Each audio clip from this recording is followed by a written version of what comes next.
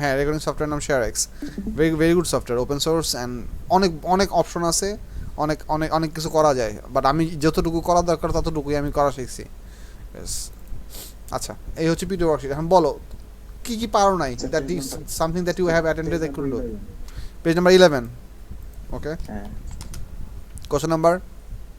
এই যে 12 স্যার নিচে যান, বি বি বি এটা জাসির ম্যাগনেটিক ফিল্ডটা। এইটার ড্রয়িংটা কেমন হবে? হ্যাঁ ওইটাই। আচ্ছা দেখাইতেছেন ভাই, কপি হও, কপি কেন হও না?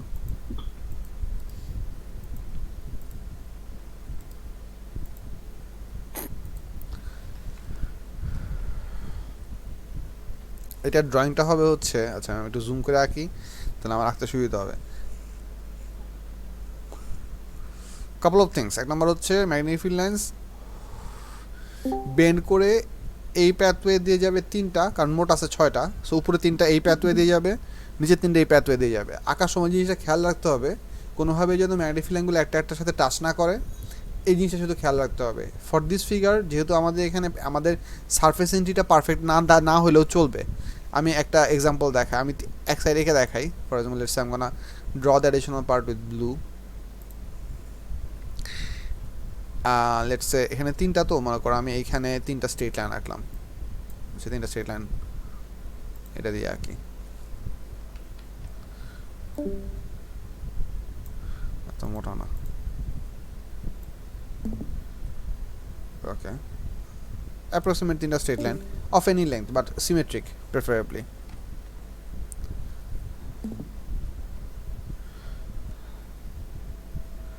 একটা হইলো, তো বেন্ড করবো কিভাবে? হ্যাঁ বেন্ডিংটা দেখাই দিছি, তারা আমি আগে স্ট্রেট লাইন তিনটা আঁকে নেই।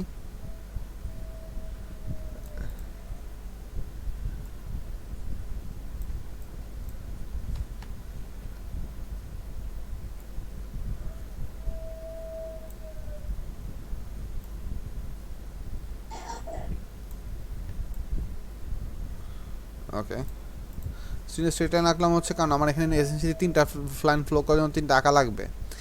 এরপরের পার্টটুকু তোমার ফ্রি হ্যান্ডে ঢুকায় জয়েন করতে হবে। সো লেটস সে একটা তুমি এমনি করে আইনা এটার সাথে জয়েন করে দিবা, বাট এখানে কোনো কিঙ্ক হইতে পারবে না। কিঙ্ক মানে কি সেটা একটু পরে বলতেছি। এটা স্মুথলি কার্ভ হবে, এইটা এখানে এসে এখানে জয়েন হবে। স্যার সফট আয়রন কোরের মধ্যে ম্যাগনেটিক ফিল্ড গুলোকে কি প্যারালাল হতে হবে যেভাবে আপনি এঁকেছেন মাত্র? এভাবে আঁকলে তোমাদের আঁকার ভুল হবে কম, কারণ এই পার্টগুলোতে they should be, I mean the key part is that they shouldn't touch each other, তোমাদের মার্কসকিমে এইটুকুই হাইলাইট করে দেওয়া আছে। সো ওই জন্য আমি এই পার্টগুলোর মানে অল্প কিছু পার্ট তুমি এখানে রুলার দিয়ে তিনটে প্যারালাল এঁকে নিলা, প্যারালাল হলে ভালো বাট নট এসেনশিয়াল। ওকে এইটুকু হচ্ছে এখানে, সেম জিনিসটা এখানেও করা লাগবে। সো এখানেও একই একই জিনিস করা লাগবে। একটা জিনিস ইম্পর্টেন্ট, সেটা হচ্ছে কোথাও কিঙ্ক হইতে পারবে না। কিঙ্ক জিনিসটা কি সেটা একটু দেখাই। যদি তোমরা কোনো সময় এরকম একটা লাইন আঁকো, মনে করো হচ্ছে ধরো কেউ যদি এরকম একটা লাইন আঁকো, আমি রেড দিয়ে আঁকতেছি, this is could be a mistake. For example ধরো তুমি এরকম করে আঁকা শুরু করলা, দেখো এখানে এই জায়গাতে ভিজিবলি একটা কর্নার হয়ে গেছে না, straight and then bumping up corner. Do see that there is a sharp corner over here? এটা হইতে পারবে না। The lines should be smooth.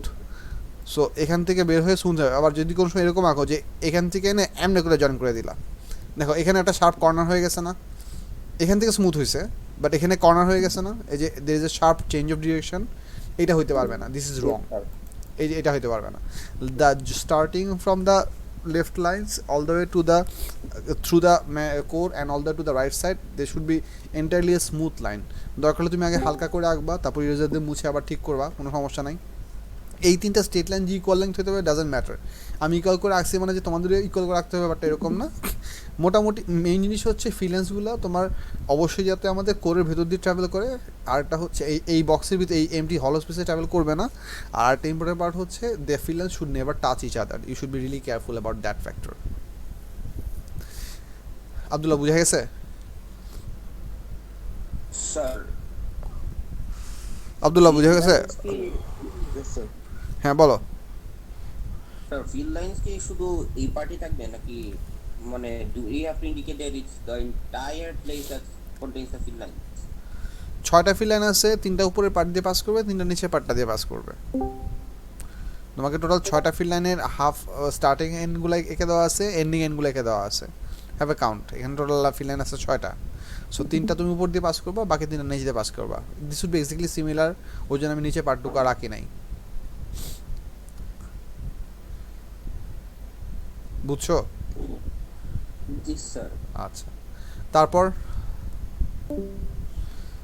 Question বলো, অথবা এখানে টাইপ করে লেখো, ক্লাসের প্রবলেম সলভিং এর এখানে টাইপ করে লেখো। মিথিল একটা প্রবলেম দিচ্ছে, পেজ নাম্বার 19 কোশ্চেন নাম্বার 21 দেখতেছি। বলো মানে এখানে প্রবলেম লিখতে থাকো, আমি এখান থেকে প্রবলেম নিব। Page number 19 question number 21, let's have a go. Moving coil loud speaker, আচ্ছা এটা তোমাদের আমি পড়াই নাই। আচ্ছা তোমাদের লাউড স্পিকারের মেকানিজমটা এখন একটু পড়াই, বিকজ ইটস ইম্পর্টেন্ট, কারণ এটা আমাদের এমসিকিউতে একটা কোশ্চেনে ছিল, আমি তখন বুঝাই নাই। লাউড স্পিকার মেকানিজমটা বুঝাই, তারপর তাহলে তোমরা ইজিলি জিনিসটা বুঝবা। তোমাদের বইতে লাউড স্পিকারের ভালো একটা ফিগার থাকার কথা। কেউ একটু দেখো তো বইতে মুভিং কয়েল লাউড স্পিকার আছে কিনা, বা থাকলে কোথায় আছে। Turn up your book, help me.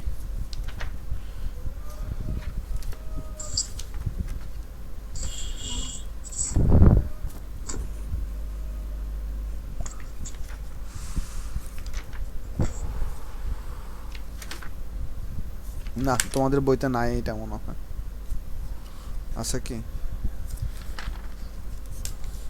হ্যাঁ আছে।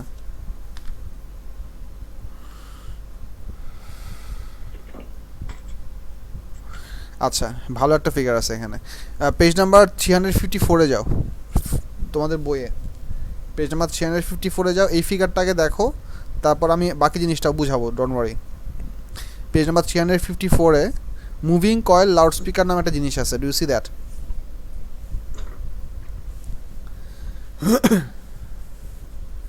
পাইছো কি সবাই? Page number 354, moving coil loud speaker, figure number 22.4। এই ফিগারটা একটু দেখো। জি স্যার। এখানে যেন কোথায় ছিল ওই জিনিসটা,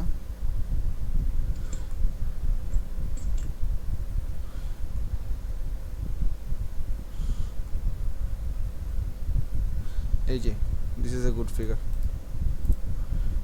এটাও আমার কাজে লাগবে।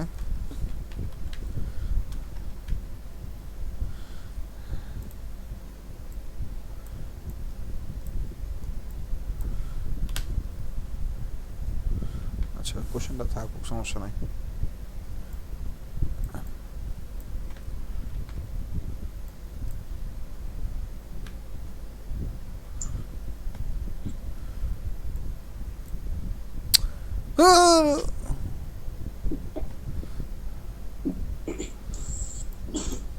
ডিলিট, কোশ্চেন মার্কের জায়গা মধ্যে দেওয়ার দরকার নেই। আচ্ছা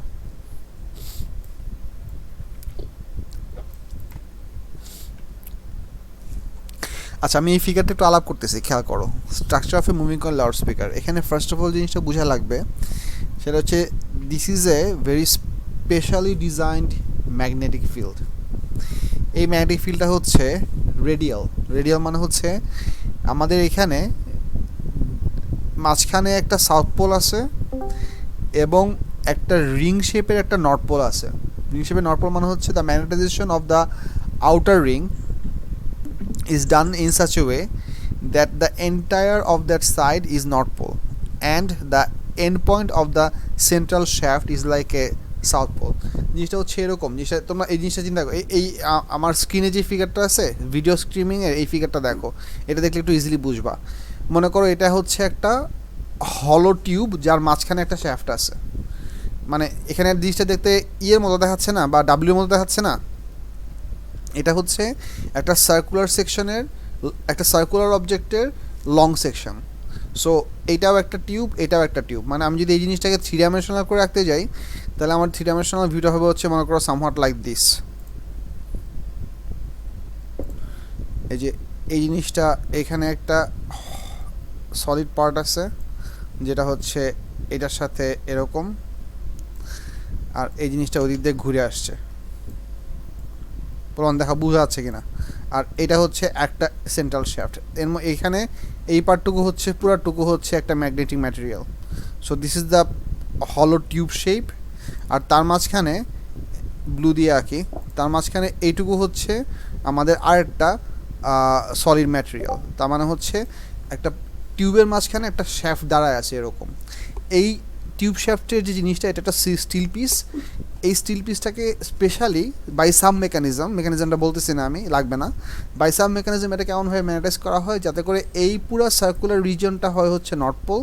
so it is north pole everywhere over this circular region, আর everywhere on the entire surface. আর এই মাঝখানে যে সেন্টারটা আছে, এই সেন্টারটা হয় হচ্ছে সাউথ পোল, এই সেন্টারটা হয় হচ্ছে south pole. So that's how it is manufactured. So এইভাবে ম্যানুফ্যাকচার করার বেনিফিটটা কি, বেনিফিটটা আমি তোমাদেরকে বুঝাচ্ছি। এই জিনিসটা কি বুঝা গেছে বলাবান? স্যার ফিগারে তো উল্টো দেওয়া, মাঝখানে নর্থ পোল আর বাইরে সাউথ পোল। না, এই ফিগারটাতে, আচ্ছা হ্যাঁ, এই ফিগারটাতে মাঝখানে নর্থ পোল বাইরে সাউথ পোল দেওয়া আছে, তোমাদের বইয়ের ফিগারে দেওয়া আছে বাইরে নর্থ পোল ভেতরে south pole. It doesn't matter যে কোনটা বাইরে কোনটা ভেতরে, it can be anyway, your circuit will still work just the same. আমি কেন কাজ করবো সেটা একটু পরে বলতেছি। But the design of this magnetization is like that the outer ring has a single pole and the central shaft has the opposite pole. And মানে হচ্ছে আইদার ম্যাগনেটিক ফিল্ড লাইন্সগুলো বাইরে থেকে ভেতরে ইনওয়ার্ড হবে রেডিয়াল মানে হচ্ছে along the radius of the circular section, অথবা ভেতর থেকে আউটওয়ার্ড বাইরে হবে। ফর এক্সাম্পল আমি যে ফিগারটা আঁকছি এটা হচ্ছে বাইরে থেকে ভেতরে, এখানে কোশ্চেনে যে ফিগারটা দেওয়া ছিল সেটা হবে হচ্ছে ভেতর থেকে বাইরে। That really doesn't matter, the shape of the field is what I am trying to highlight here. It should be radial, either outwards or inwards, doesn't matter. আচ্ছা, এখানে আমাদের যে জিনিসটা থাকে সেটা হচ্ছে এই জায়গাতে আমাদের এখানে, তোমার একটু বইয়ের ফিগারটা একটু দেখো, আমি বইয়ের ফিগারটা একটু তোমাদেরকে বুঝাই। এখানে কেসিং নামে একটা জিনিস আছে, দেখতেছো কি? Can you see labelling that is label as casing? Outer যে বর্ডারটা কেসিং নামে লেবেল করে দেওয়া আছে, this is actually typically a solid structure which is not going to vibrate back and forth, which is not going to move back and forth. However, এটার সামনে এই কেসিংয়ের একদম আপার এন্ড এবং নিচের এন্ড দুইটা রেক্ট্যাঙ্গেল আছে। এই দুটো রেক্ট্যাঙ্গেল দিয়ে এই কেসিংয়ের সামনে যে আরেকটা মানে কি বলবো, ওই যে ইনওয়ার্ড তো মানে কনকেভ একটা যে সারফেস আছে যেটা লেবেলিং হচ্ছে পেপার কোন, এই পেপার কোনটা ওখানে লাগানো। This paper cone is made from a somewhat flexible paper. Flexible paper মানে হচ্ছে this paper can move outward and inward if the coil attached with it does move. যে জিনিসটা আমাদের এই স্ক্রিনটাতে দেখো, এই স্ক্রিনটাতে খুব ভালো মতন দেখানো আছে সেকশনাল ভিউটা। আমি এই ফিগারটা রাখি কারণ এই ফিগারটা আমাদের লাগবে। ফিগারটাকে আবার নিয়ে আসি, কোশ্চেন কই গেল?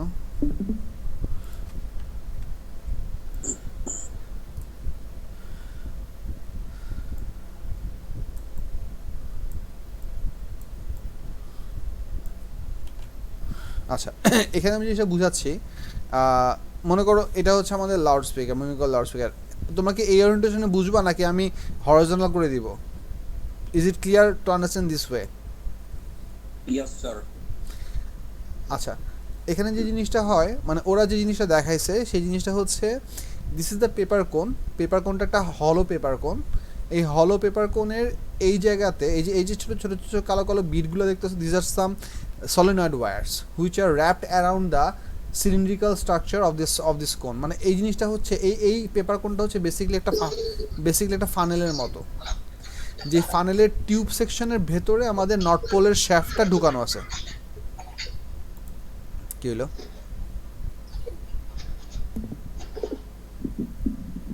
আচ্ছা, সো ফাহিম,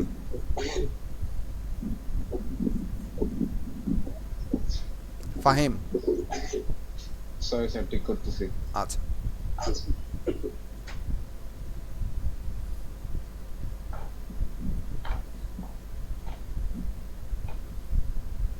ওকে। আরে আমার না, ফারদিনে। হ্যালো, আচ্ছা যাই হোক, না ফারদিনের চ্যানেল থেকে সিগন্যাল আসা দেখাচ্ছে, বাট ওখান থেকে সাউন্ড আসছিল না। যাই হোক, এখন ঠিক হয়েছে। ইররেসপেক্টিভ, দেখো এই যে ছোটো ছোটো কালো কালো যে ঢেউ ঢেউ মার্কা জিনিসগুলো দেখানো আছে, এগুলো হচ্ছে আমাদের সলিনয়েড ওয়্যারের ক্রস সেকশন, তার মানে হচ্ছে এই পেপার কোনটা which is basically like a ফানেলের এই টিউবের আউটার সার্কেলে আমাদের এই সলিনয়েডের ওয়্যারগুলো পেঁচানো আছে, এবং এই ওয়্যারগুলো পেঁচানো থাকার জন্য যে জিনিসটা হবে, if we provide a current in this solenoid coil from the outside, they will produce a magnetic field inside the solenoid. this current flow will cut across the magnetic field lines। জিনিসটা বুঝো, আমরা যদি এখানে top ভিউটা দেখি, তোমাদের বইতে দেখো আমি বারবার তোমাদেরকে ব্যাক অ্যান্ড ফোর্থ মুভ করতেছি because I don't have this figure over here. So এখানে জিনিসটা দেখা যাচ্ছে যে আমাদের এই রেডিয়াল যে ফিল্ডটা আছে, এই রেডিয়াল ফিল্ডের মধ্যে যখন কারেন্টটা মুভ করবে, this current will actually cut across the magnetic field lines. As because of this cutting of the magnetic field lines by using Fleming's left hand rule, we can find out that the force of the on the paper cone because of the solenoid can be either outward man hoche, in this case I mean I would mean that it can be upwards, or for the opposite direction of current it is possible that the force can also be downwards. So তুমি যদি দুইটা different ডিরেকশনে current flow করো, দুটো different ডিরেকশনে current flow করলে আমরা দুটো opposite ডিরেকশনের force আমরা এই পেপার কোনের উপর প্রডিউস করতে পারবো। ইউজুয়ালি ফ্লেমিংস লেফট হ্যান্ড রুলের কারেন্টটা কি আপনি কোন পিকটা করছেন, বইতে নাকি স্ক্রিনে? কারেন্টটা হচ্ছে কয়েলেরটা, সলিনয়েডের মানে এই সলিনয়েডের কারেন্ট। তো ফ্লেমিংস লেফট হ্যান্ড আচ্ছা ফ্লেমিংস লেফট রুল, আচ্ছা বলতেছি ফ্লেমিংস লেফট রুল এখানে কীভাবে অ্যাপ্লাই করবো সেটা নিয়ে কনফিউশন হচ্ছে তো। আচ্ছা I'll help. Let me elaborate this, don't worry, I'll help. মনে করো আমি সেকশনটা আঁকি, I just wanted to avoid this process but it appears to be important for your understanding. আমি আঁকতেছি, hold up.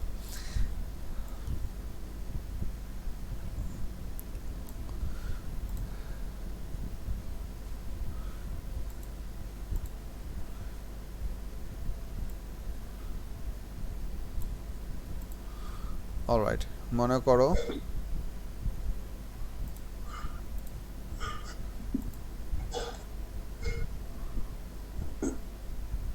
বেশি লাল হয়ে গেছে। আচ্ছা মনে করো এটা হচ্ছে সিচুয়েশন, এই সিচুয়েশনের মধ্যে আমাদের এটা হচ্ছে সব নর্থ পোল মনে করো, আর এটা হচ্ছে সাউথ পোল। তাহলে আমাদের ম্যাগনেটিক ফিল্ড লাইন্সগুলো হচ্ছে এরকম, আমি জাস্ট চারটা ম্যাগনেটিক ফিল্ড লাইন আঁকলাম, but to be honest this magnetic field lines would be spread out through the entire region, মানে এখানে এখানে এখানে এখানে সব দিক থেকে ম্যাগনেটিক ফিল্ড লাইন হবে। আমি জাস্ট বোঝানোর জন্য চারটা ফিল্ড লাইন আঁকলাম। এই সাউথ পোলের যে শ্যাফট, এইটার বাইরের দিকে আমাদের এই পেপার কোনটা আছে, মনে করো সেই পেপার কোনটাকে আমি পার্পল দিয়ে আঁকতেছি। মনে করো সেই পেপার কোনের ভিউটা হচ্ছে এটা হচ্ছে আমাদের সেই পেপার কোন, সাইজ আর একটু ছোটো হবে। এই হচ্ছে সেই পেপার কোনের অ্যারাউন্ড দ্য পেপার কোন আমাদের সলিনয়েডের কয়েল পেঁচানো আছে। বুঝা যাচ্ছে কি বলতেছি? Yes, around the paper cone. Around the paper cone. So this is the top view, but not for the মানে আমাদের ভিউটা এখানে আমাদের পেপার কোন জন্য অবস্ট্রাক্ট হয়ে নেয়, আমরা দেখতেছি যে এখানে কি কি আছে। Now, if you want to find out the force that is going to be produced because of the current in this coil, you cannot try to find out the force for the entire coil at the same time. What you can do, you can find out the direction of the force for one section of the wire, which is easier for us to operate, কারণ এইখানে different part of the ওয়্যারের location আমাদের magnetic field direction কিন্তু different. মানে এই পজিশনে আমাদের magnetic field line হচ্ছে লেফট টু রাইট, এই পজিশনে ম্যাগনেটিক ফিল্ড লাইন হচ্ছে এরকম ডায়াগোনাল, এই পজিশনে ম্যাগনেটিক ফিল্ড লাইন হচ্ছে টপ টু ডাউন, এই পজিশনে ম্যাগনেটিক ফিল্ড লাইন হচ্ছে এইদিকে ডাউনওয়ার্ড লেফট। সো তুমি একই লেফট হ্যান্ড রুল যদি সব জায়গাতে অ্যাপ্লাই করতে যাও, then you'll have some trouble. So for the sake of simplicity let's assume যে এই কেসে মনে করো আমরা এই কয়েলের মধ্যে বাইরে থেকে একটা কানেকশন দিচ্ছি। এখন ইফ ওয়ান্ডার যে কানেকশন করতে থেকে আসতেছে, কানেকশন করার জন্য ইউজুয়ালি যে কাজটা করা হয় সেটা হচ্ছে, এটা তো পুরোটা একটা সিলিন্ড্রিক্যাল মানে হলো সিলিন্ড্রিক্যাল একটা শ্যাফট, যার মাছ তর নিচে একটা অনেক বড় একটা বেজ থাকে। ওই বেজের মধ্যে নর্মালি আমাদের অল্প একটু পার্ট একটা ছোট একটা হোল থাকে, যেই হোলের ভিতর দিয়ে দুইটা ইনসুলেটেড ওয়্যার আমরা এখান দিয়ে বের করি। একটা মনে করো এখান থেকে বের হয়েছে, আর একটা মনে করো এটার এই পাশ থেকে এসে এখান দিয়ে বের হয়েছে। This two wires are insulated, এবং এই দুইটা ওয়্যারের মধ্যে আমরা একটা সার্টেন ইলেকট্রিক্যাল কানেকশন দেই, যেটা দিয়ে আমরা এই কারেন্টটা এখানে প্রডিউস করি। For the sake of discussion let's assume আমরা এখানে একটা এসি সাপ্লাই প্রোভাইড করতেছি, অ্যান্ড এসি সাপ্লাই প্রোভাইড দিলে কী হবে, কন্টিনিউসলি আমাদের কারেন্ট ডিউরেশন ফ্লিপ হতে থাকবে। So let's say at any instance at one instance the current flow was happening in clockwise direction, মনে করো এই কারেন্ট ফ্লোটা হচ্ছে এই ডিরেকশনে, এটা কি বোঝা যাচ্ছে? If any of you have difficulty to keep up, you ask me to repeat. No problem. I'll repeat. So, current নাকি ডিসি কারেন্ট? let's say আমরা এসি কারেন্টে ফ্লো করব, বাট আমি ইন্ডিভিজুয়াল দুইটা ডিফারেন্ট ডিরেকশনকে ওয়ান এট এ টাইম বুঝাচ্ছি। So for the time frame we are assuming that the current is happening in the clockwise direction. একটু পরে আমি অ্যান্টি ক্লকওয়াইজ ডিরেকশন হলে কি হবে সেটাও বুঝাবো। বুঝছো? ওকে জি স্যার। আচ্ছা, সো এটা হচ্ছে আমাদের মনে করো এই ইনস্ট্যান্সে আমাদের কারেন্ট মনে করো ক্লকওয়াইজ ডিরেকশনে ফ্লো করতেছে। সো আমরা সবগুলো লোকেশনে জাজ না করে let's try and concentrate on this figure exclusively in this part. এই রেক্ট্যাঙ্গলটাতে আর একটু গাঢ় হয়ে, এই অ্যাশ কালারের যে রেক্ট্যাঙ্গেল আছে এই পার্টটাতে আমরা ফ্রেমস লেফট রুল অ্যাপ্লাই করার চেষ্টা করি। For example to be more accurate, আমরা এক্স্যাক্টলি এই পয়েন্টটাতে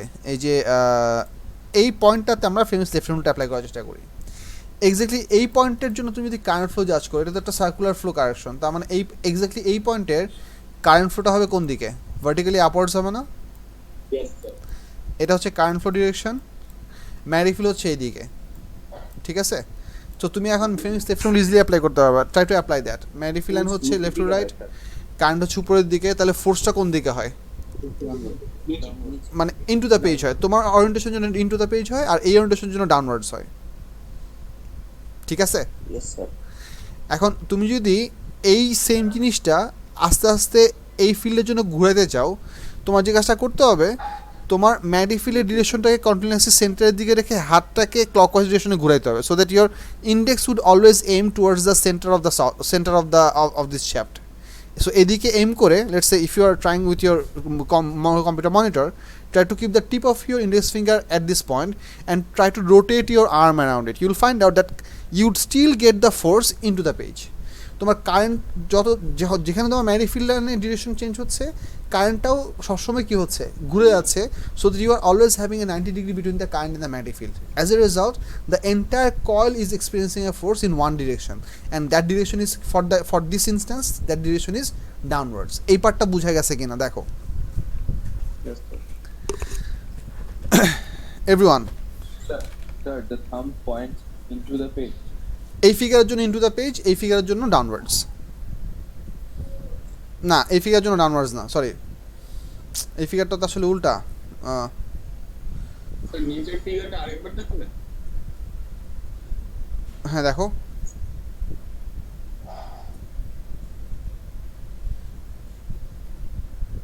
কি করতে বলছিলেন? ইন্ডেক্স ফিঙ্গারটা এই পয়েন্টের জন্য, এই যে এই পয়েন্টটার জন্য Fleming's left hand rule apply করো, কারেন্ট ভার্টিক্যালি আপওয়ার্ডস, ম্যারিফিল ফ্রম লেফট টু রাইট।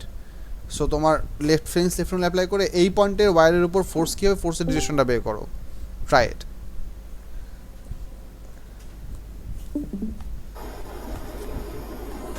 পারছো? দিকে ফোর্স আসছে। হ্যাঁ, সো ওই জিনিসটাই বলতেছিলাম। সো একটা সার্টেন ইনস্ট্যান্স আমরা নিচের দিকে ফোর্স পাইলাম, এখন আমরা যদি কারেন্টের ডিরেকশনটা উল্টায় দেই, মনে করো নেক্সট ইনস্ট্যান্সে আমাদের কারেন্ট ফ্লো ডিরেকশন যদি রিভার্স হয়ে যায়, ম্যারিফিল তো সেম থাকতেছে, তাহলে তখন আমাদের ফোর্সটা হয়ে যাবে হচ্ছে আউট অফ দ্য পেজ, তার মানে এই ফিগারের জন্য ফোর্সটা হবে upwards. What I am trying to tell you is that আমরা যদি এখানে একটা এসি কারেন্ট ফ্লো করি, এই এসি কারেন্টের ফ্রিকোয়েন্সি যা হবে, এই একই ফ্রিকোয়েন্সিতে এই ফোর্সটা আপ অ্যান্ড ডাউন মুভ করতে থাকবে। As a result this entire paper cone will start to oscillate the air particles which is adjacent to this paper cone, because this is a hollow paper cone which is basically like a funnel, এবং এই back and fourth ভাইব্রেশনের জন্য essentially আমাদের সাউন্ডটা produce হবে। That's how a moving coil loud speaker produces the sound. Sir একটা second, আমরা যে Fleming's left hand রুলটা apply করে ফোর্সটা বের করলাম, that force works on the concave paper কোন, Yes, right? yes, Which then moves back and forth producing sound. yes, The AC current frequency depends upon the data. yes, exactly. So আমরা যদি essentially মনে করো একটা perfect AC supply দেই, মনে করো যদি একটা পারফেক্ট মানে ফুল সাইন কার্ভ যদি একটা এসি সাপ্লাই দেই, এসি সাপ্লাই দিই তাহলে আমাদের এখানে একটা সিঙ্গেল নোট প্রডিউস হবে লাইক অর টি অর বিপ এ ধরনের। আচ্ছা, যার মোবাইল থেকে ভাইব্রেশনের সাউন্ড আসতেছে ফেসবুক নোটিফিকেশন অফ করো অথবা হচ্ছে মেসেঞ্জারে শাটডাউন করে রাখো, it would be easier for you to work with. এগুলো আচ্ছা, এটা একটা। আর যদি আমাদের সাউন্ডে কোয়ালিটি থাকে, কোয়ালিটি মানে হচ্ছে মনে করো আমাদের যদি পারফেক্টলি সাইন কাপ না হয়, মনে করো আমাদের সাইন কাপটা যদি এরকম এরকম হয়, মানে একটু ভ্যারিয়েশন থাকে, তো আমাদের এই আপ অ্যান্ড ডাউন ভাইব্রেশনটা ওই একই ডিজাইনে হবে। So whatever the electrical signal that you're gonna put through this wire, you're gonna get an exactly similar type of sound produced over here. That is essentially exactly what all of your device speakers are doing. As I'm speaking through the microphone, this sound is being recorded, transmitted through the digital channel, being received by your speakers, and your device is feeding the current into those speakers in that very exact shape, and that shape variation is creating the sound that is relevant to my voice. Make sense? আচ্ছা, তোমরা একটু কষ্ট করে এখন যে কাজটা করবা, তোমাদের বইতে যে ডিসক্রিপশনটুকু আছে পেজ নাম্বার 354-এ ফিগার 22.4 এর নিচে যে 3টা প্যারাগ্রাফ আছে, এই 3টা প্যারাগ্রাফ একটু সবাই পড়ো। আইল গিভ ইউ 1 মিনিট। বইয়ের এই ডিসক্রিপশনটা পড়ো। If you have any question I'd like to answer that.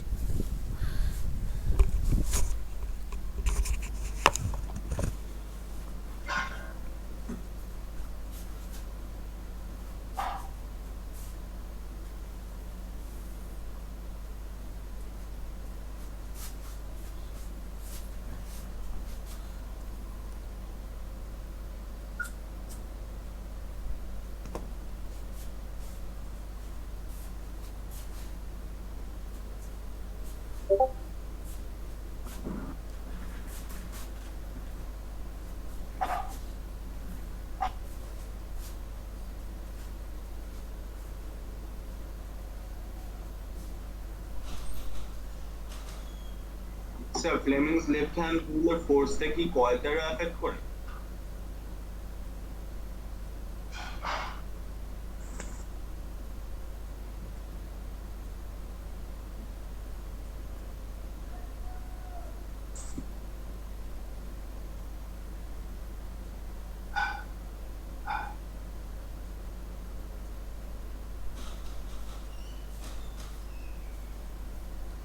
হ্যাঁ বলো, কে যেন কি বলছিলাম, আমি একটু দূরে গেছিলাম। বলো কি যেন বলছিলা, আমি একটু দূরে গেছিলাম। ফ্লেমিংস লেফট হ্যান্ড রুলের ফোর্স যেটা প্রডিউস হয় সেটা কি কয়েলটা এফেক্ট করে, লাইক দ্য পেপার কোন? Yes, this solenoid is glued to the paper cone. O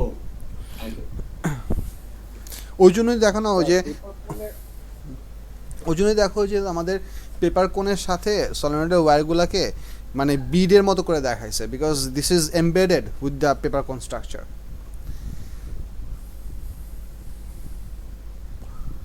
any question from the book? বইয়ের ডিসক্রিপশনটুকু বুঝে গেছে সবার? জি স্যার। স্যার, পেপার কোডের পারপাসটা কি এয়ার পার্টিকেলসগুলোকে এক জায়গায় কনসেন্ট্রেট করা? না, পেপার কোনের পারপাসটা হচ্ছে এয়ার পার্টিকেলসগুলোকে ভাইব্রেট করা। আমরা এখানে এই কোন শেপ না দিয়ে একটা ফ্ল্যাট শেপও দিতে পারতাম। কোন শেপ দেওয়ার মেন এম হচ্ছে যাতে করে সাউন্ডটা একটা ফিক্সড ডিরেকশনে যায়, so that the sound is more audible to the audience that you are trying to transfer two.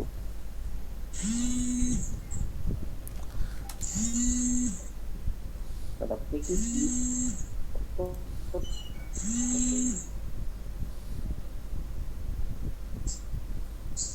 KC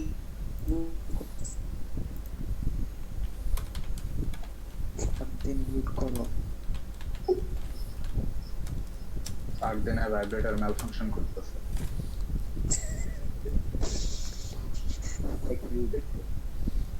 Don't. Sir, এগুলোকে মুভিং বা লাউড ক্লিয়ার কেন বলা হয়? Don't do that.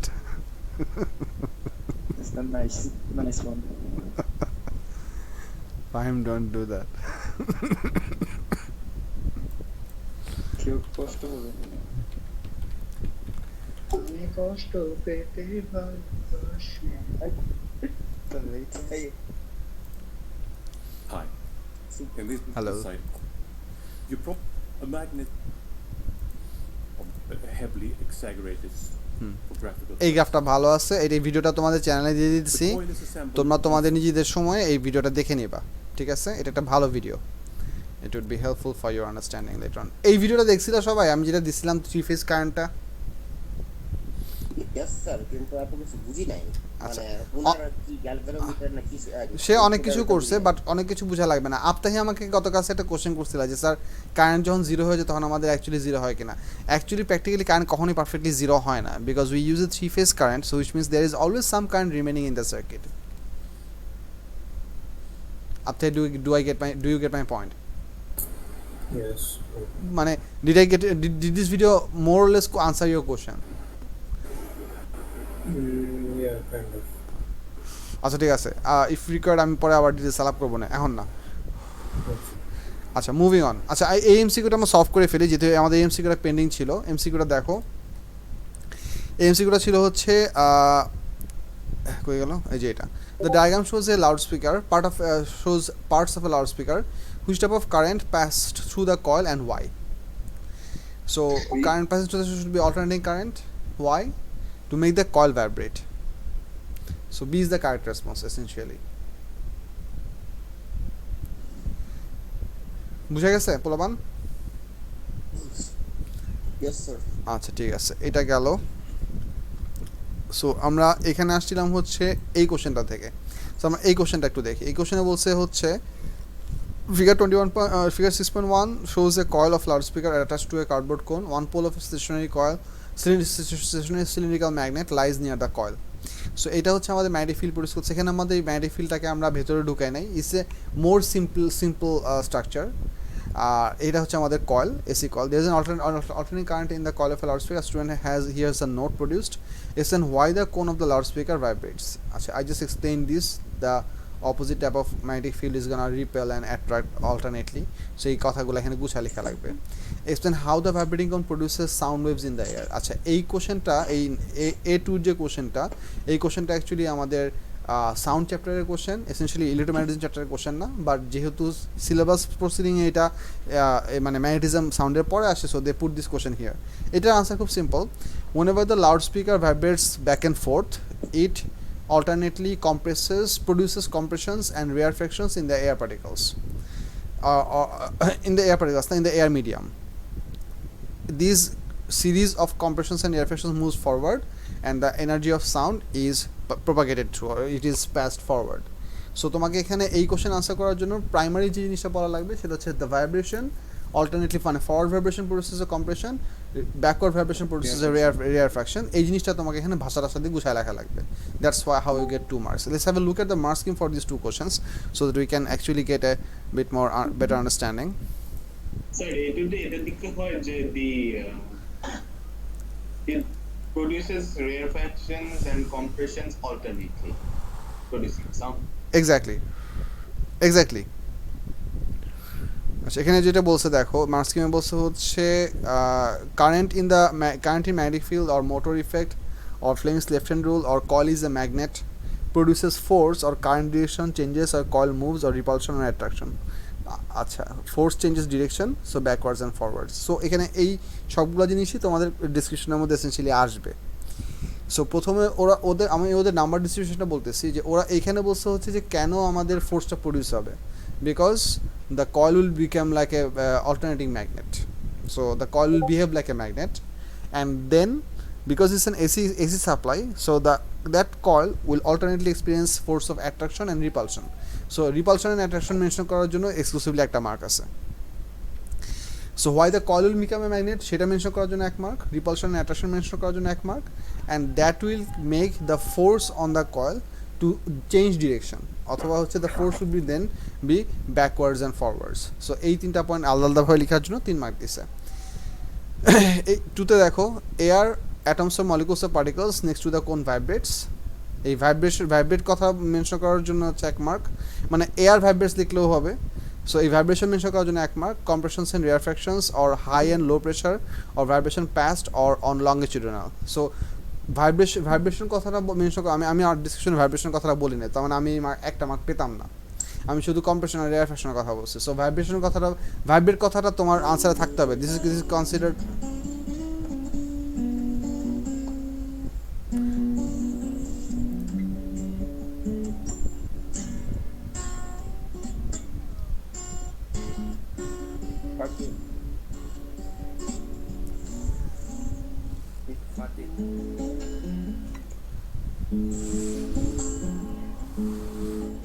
আমার মনে হয় ফারদিন AFK ফারদিন তুমি কি AFK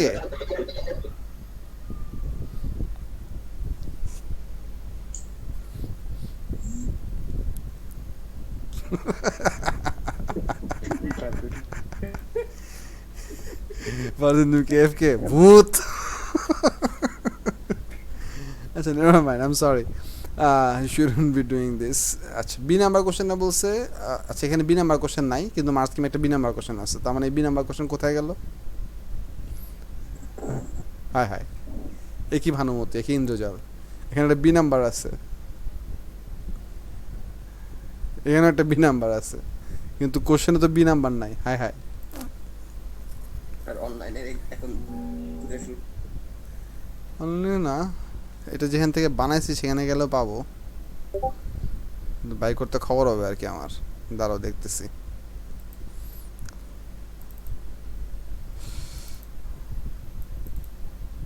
Sir, Control F use करें. Control Fardin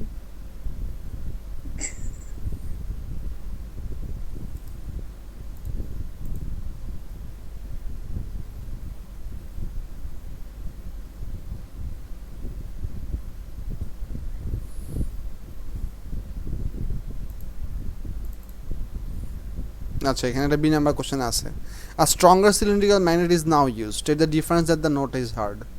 If you use a stronger cylindrical magnet, তাহলে কি হবে আচ্ছা স্ট্রঙ্গার সিলিন্ড্রিক্যাল ম্যাগনেট ইউজ করে জিনিসটা হবে আমাদের ফোর্স অফ ভাইব্রেশনটা বেশি হবে but the rate of change of force should be same মানে হচ্ছে যেহেতু আমাদের এসি সাপ্লাইয়ের ফ্রিকোয়েন্সি দেওয়া আছে 60 হার্টজ তোমার প্রডিউস সাউন্ডের ফ্রিকোয়েন্সি সেম থাকবে শুধু এখানে ভাইব্রেশনটা অনেক বড় একটা অ্যাম্পলিটিউডে হবে the back and forth motion would be much bigger because that force of attraction and the repulsion would become much stronger which means you can say that the sound would become louder or you can say the volume of the sound would be higher volume bolte amra typically loudness mean kori amader general terms you can also write that but you cannot write higher frequency because amara ekhane frequency alter kortesi na Simply we said is the sound heard will be louder. yes that's good enough that's simply good enough এটা কি আপনি কিভাবে আনবেন B number কোশ্চেনটা এখানে magic এবং sir আমাদেরকে তো তারপরে পাঠাতে হবে না না কেন because I'm bad আচ্ছা মিথিলা বুঝছো তোমার কোশ্চেনের আনসার পাইছো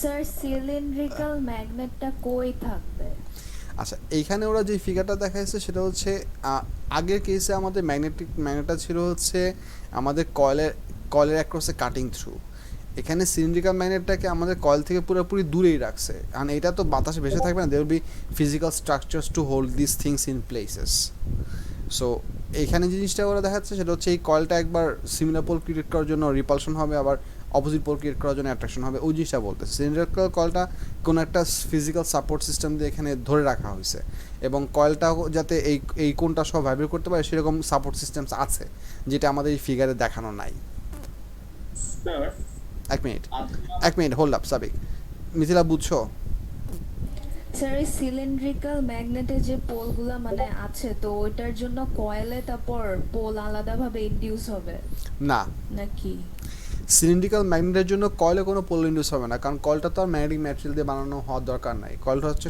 জাস্ট একটা coil of wire it could be made from any material যখন আমরা কারেন্টটা ফ্লো করব ওই কারেন্ট ফ্লো হওয়ার জন্য এই সলিনয়েডের মধ্যে অল্টারনেটিং কারেন্টের জন্য এই কারেন্টের জন্য এই সলিনয়েডের মধ্যে পোল ক্রিয়েট হবে এবং ওই পোল ক্রিয়েট হওয়ার জন্য এই দুইটার মধ্যে অ্যাট্রাকশনও হতে পারে যদি এখানে নর্থ পোল এখানে সাব পোল হয় তাহলে অ্যাট্রাকশন হবে north pole south pole attract করবে আবার যদি এখানে সাব পোল এখানে নর্থ পোল হয় তখন রিপেল করবে সো কারেন্টের জন্য এই সলিনয়েডে পোল প্রডিউস হবে and those pole because it's an AC supply can alternately attract and repel এইটা এখানে ইন্ডাকশন করতেছে না বুঝছো আচ্ছা হ্যাঁ সাবেক কি যেন বলতেছিলা স্যার তার মানে আপনি আমাদেরকে যে ডায়াগ্রাম দিয়ে এক্সপ্লেন করেছিলেন এটা মেকানিজম একদম অন্যরকম এখানে যে সাউথ পোল আসলে yes you can say that north pole আসলে অ্যাট্রাক্ট হবে and তারপর মানে যে will the magnet like move forward and hit the coil and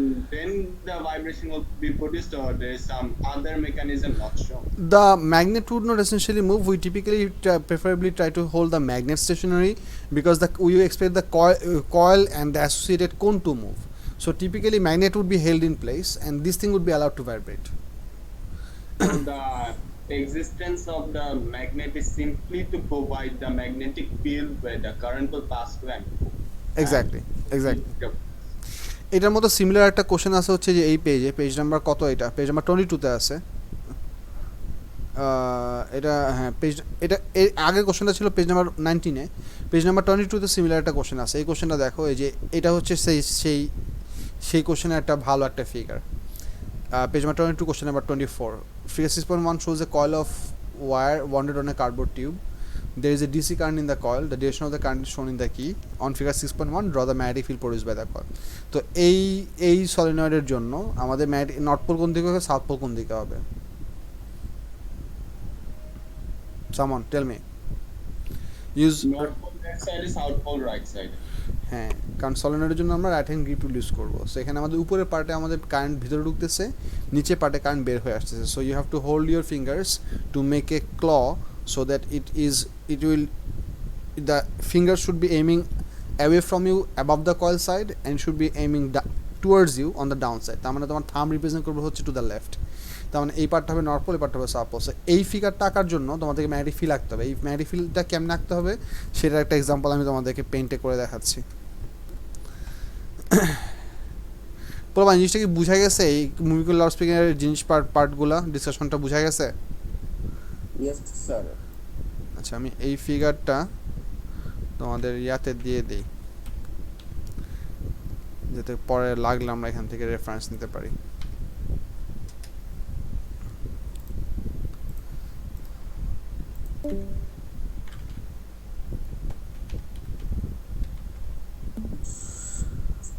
আচ্ছা, এইটা কিভাবে আঁকবা সেটা বলি। এটা আমি এখানে যে মেকানিজম দেখাচ্ছি সেটা তোমার যে কোনো বার ম্যাগনেটের জন্য অ্যাপ্লিকেবল। যখন আমরা কোনো একটা সার্টেন কলের ম্যাগনেটিক ফিল্ড লাইন আঁকবো, it is recommended that you draw at least 5 lines.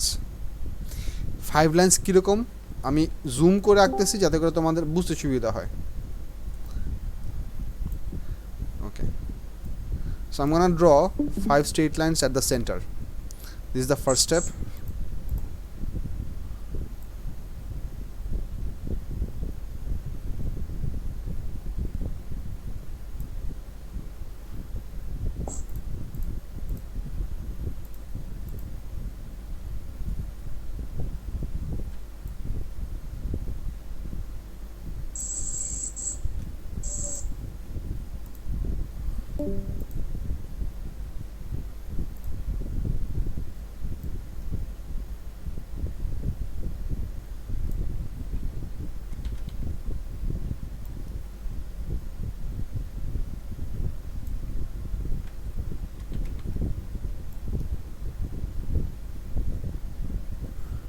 এটা এক্স্যাক্টলি ইকুয়াল, মানে লাইনগুলো ইকুইডিস্টেন্স হবে ব্যাপারটা এরকম না, বাট লাইনগুলো অবশ্যই একটাকে টাচ করবে না।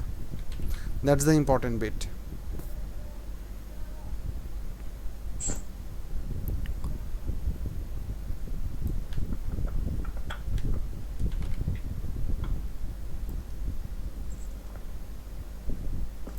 আচ্ছা, এই লাইনগুলো এদিকে একটু বেশি হয়ে গেছে, so I am gonna rub this off over here. So let's say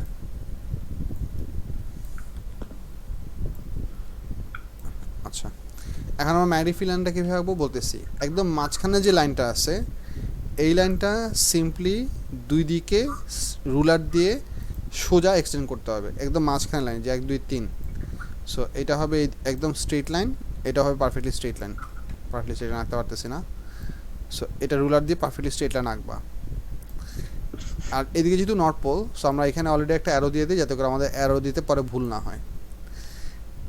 একদম আপার যে লাইনটা আছে এই আপার লাইনটাকে ইউজ করে স্মুথলি কার্ভ করে ফ্রি হ্যান্ডে একটা এরকম একটা সর্ট অফ এলিপস আঁকতে হবে। মানে this should B A closed line and that should look like this. Second যে লাইনটা আছে মাঝখানে, এটাকে আমরা এক্সটেন্ডিং আউটওয়ার্ডস ব্রোকেন হিসেবে দেখাবো, সামথিং লাইক দিস। আর এখান থেকে হচ্ছে something like this, and you'd give arrows on both of them.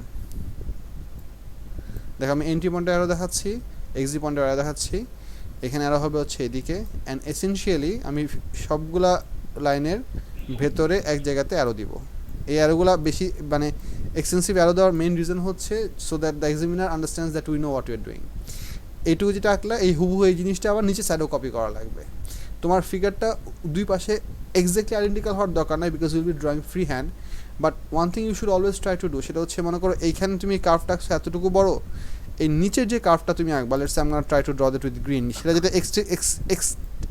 মানে ভিজিবলি অনেক বেশি বড় না হয়, যাতে নিচের কার্ভটা যাতে এরকম না হয়। এই দুইটার শেপ কি এই দুইটার শেপ কি হইতে হবে? মোরলেস সিমিলার হইতে হবে, মোরলেস similar.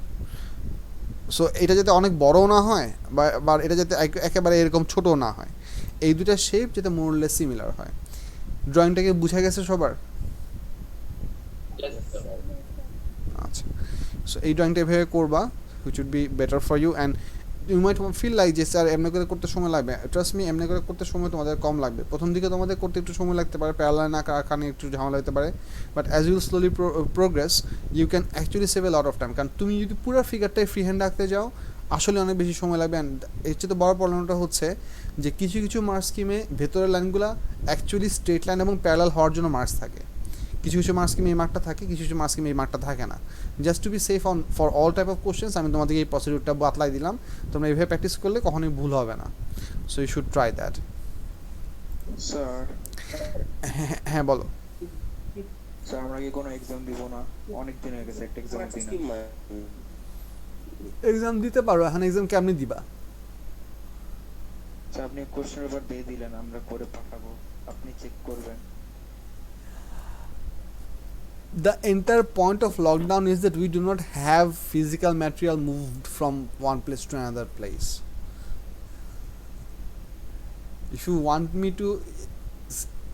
you want to send me exam papers, they have to be moved by someone. না স্যার এটা বলছেন, আমরা আনসার লিখে ছবি তুলে পাঠিয়ে দিব আপনাকে।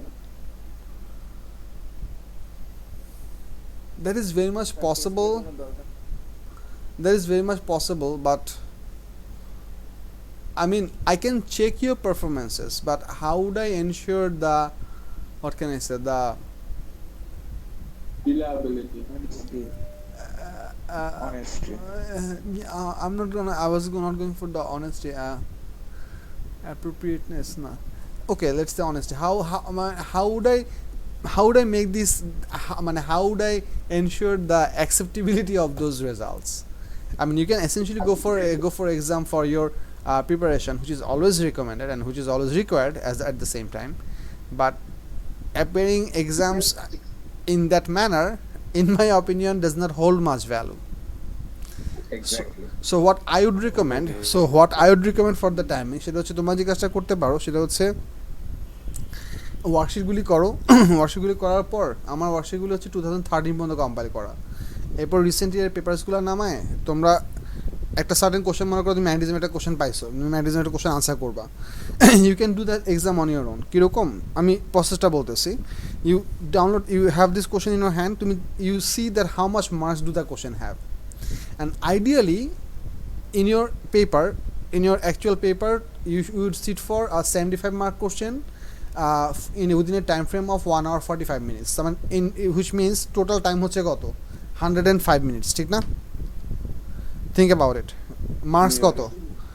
marks হচ্ছে 75 minutes, 75 marks। তার মানে তুমি যদি ডিভাইড করো 105 divided by 75, you get about 1.4 minute per mark.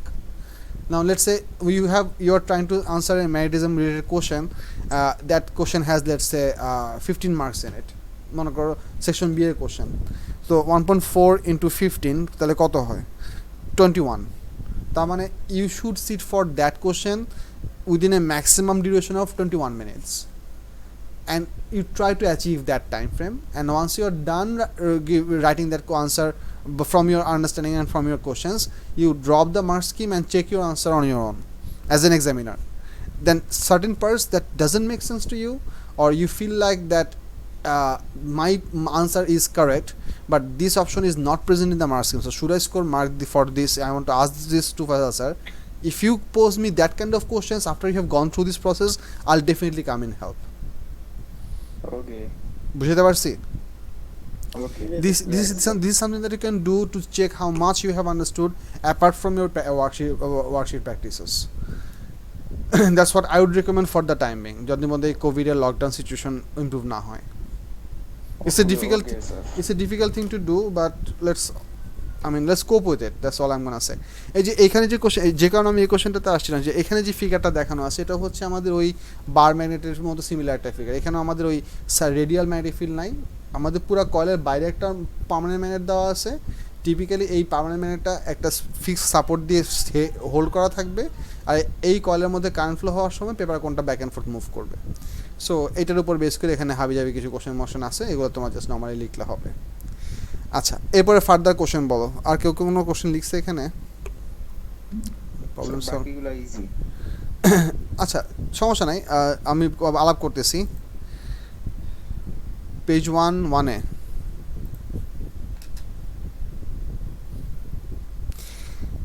on figure 7.1 mark the magnetic poles produced at each end of both pieces of soft iron. আচ্ছা, এখানে যে কাজটা করা লাগবে সেটা, হ্যাঁ আমি বলতেছি এটা কি করতে হবে।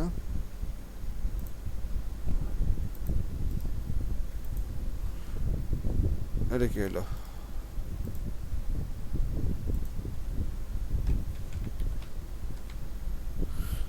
মেশকাত এই জিনিসটা লেখা লাগবে, এই নর্থ পোলের কাছে এখানে লিখবে হচ্ছে সাউথ, এই সাউথের শেষ মাথায় হবে হচ্ছে নর্থ, এই নর্থের অপোজিট সাইডে হবে আরেকটা সাউথ, এই সাউথের শেষ মাথায় হবে আরেকটা নর্থ।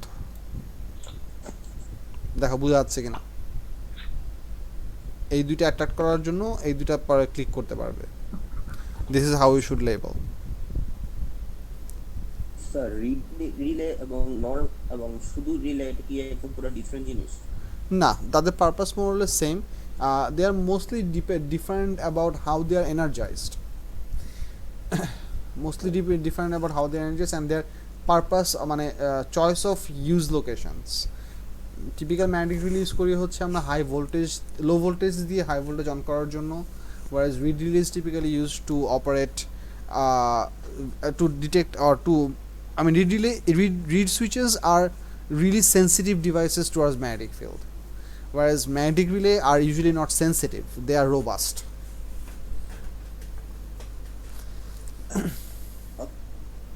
আচ্ছা, এরপরে মেশকাত বুঝছো এটা?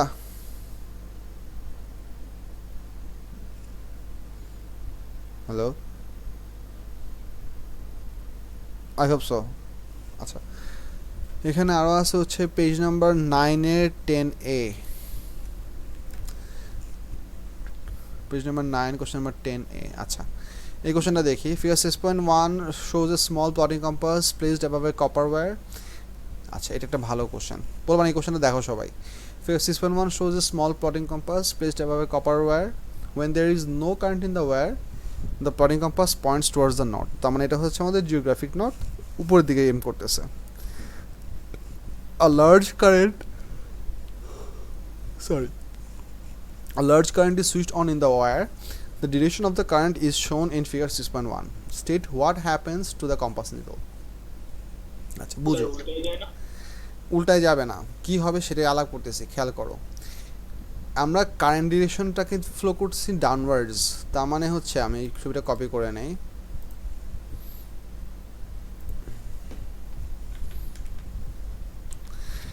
এই কারেন্ট ফ্লো যদি এখন ডাউনওয়ার্ডস মুভ করে, এই কারেন্ট ফ্লো যদি ডাউনওয়ার্ডস হয়, তাহলে এই ওয়্যারের অ্যারাউন্ডে ম্যাগনেটিক ফিল্ড হবে হচ্ছে আমরা রাইট হ্যান্ড গ্রিপ রুল দিয়ে বাই করতে পারবো। তার মানে হচ্ছে অ্যাবাভ দ্য ওয়্যার আমাদের ম্যাগনেটিক ফিল্ড লাইন্সগুলো হবে হচ্ছে এইরকম, below the wire magnetic field লাইন্সগুলো হবে হচ্ছে এইরকম, ঠিক না?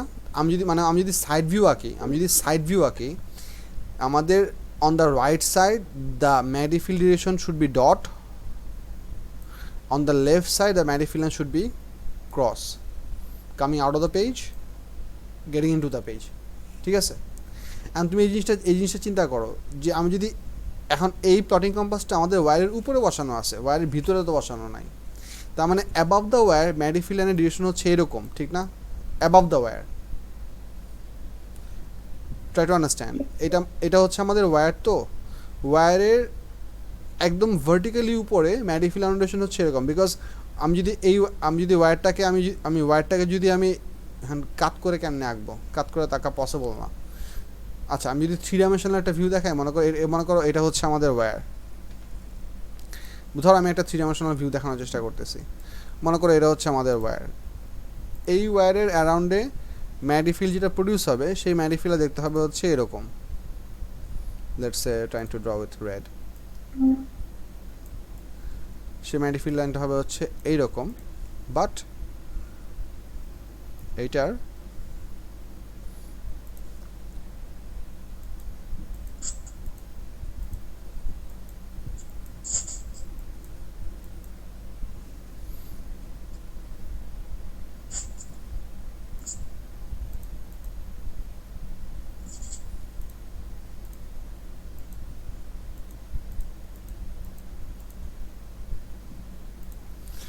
এই হচ্ছে ম্যাগনেটিক ফিল্ড লাইনের একটা possible orientation.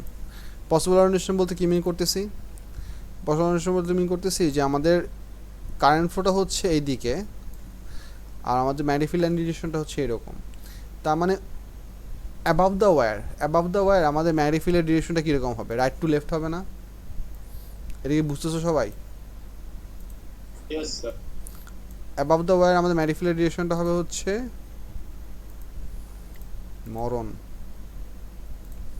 above the magnetic field direction হবে right to left, which means whenever we will turn on this large current, this plotting compass will align itself with this strong magnetic field that is produced by the wire. So which means now this plotting compass will aim to the left, not reverse. Are you clear about this? No, sir.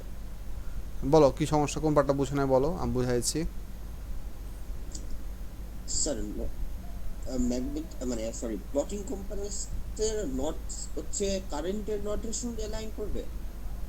Plotting কম্পাসের not existing ফিল্ডের north পোলকে M করবে। Shouldn't it aim in the south, sir? No, Like any free moving magnet would always try to align itself with the pre-existing magnetic field around that magnet. It will always align itself in such a way that the field lines enter through the south pole and get through the north pole, get out through the north pole.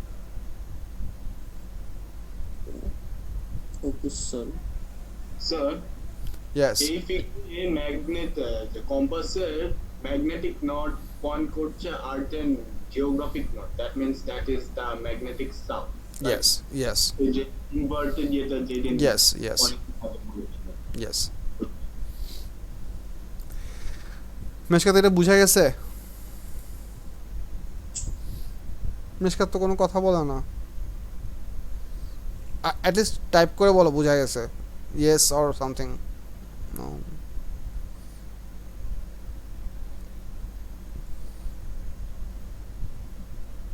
আচ্ছা, I think she is not here.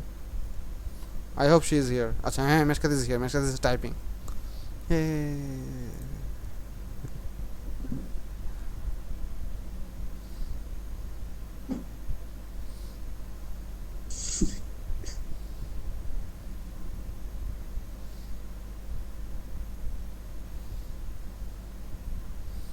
Farhan কি যেন type করতেছে। Class শেষ কখন? তার তো typically একটা শেষ হওয়ার কথা।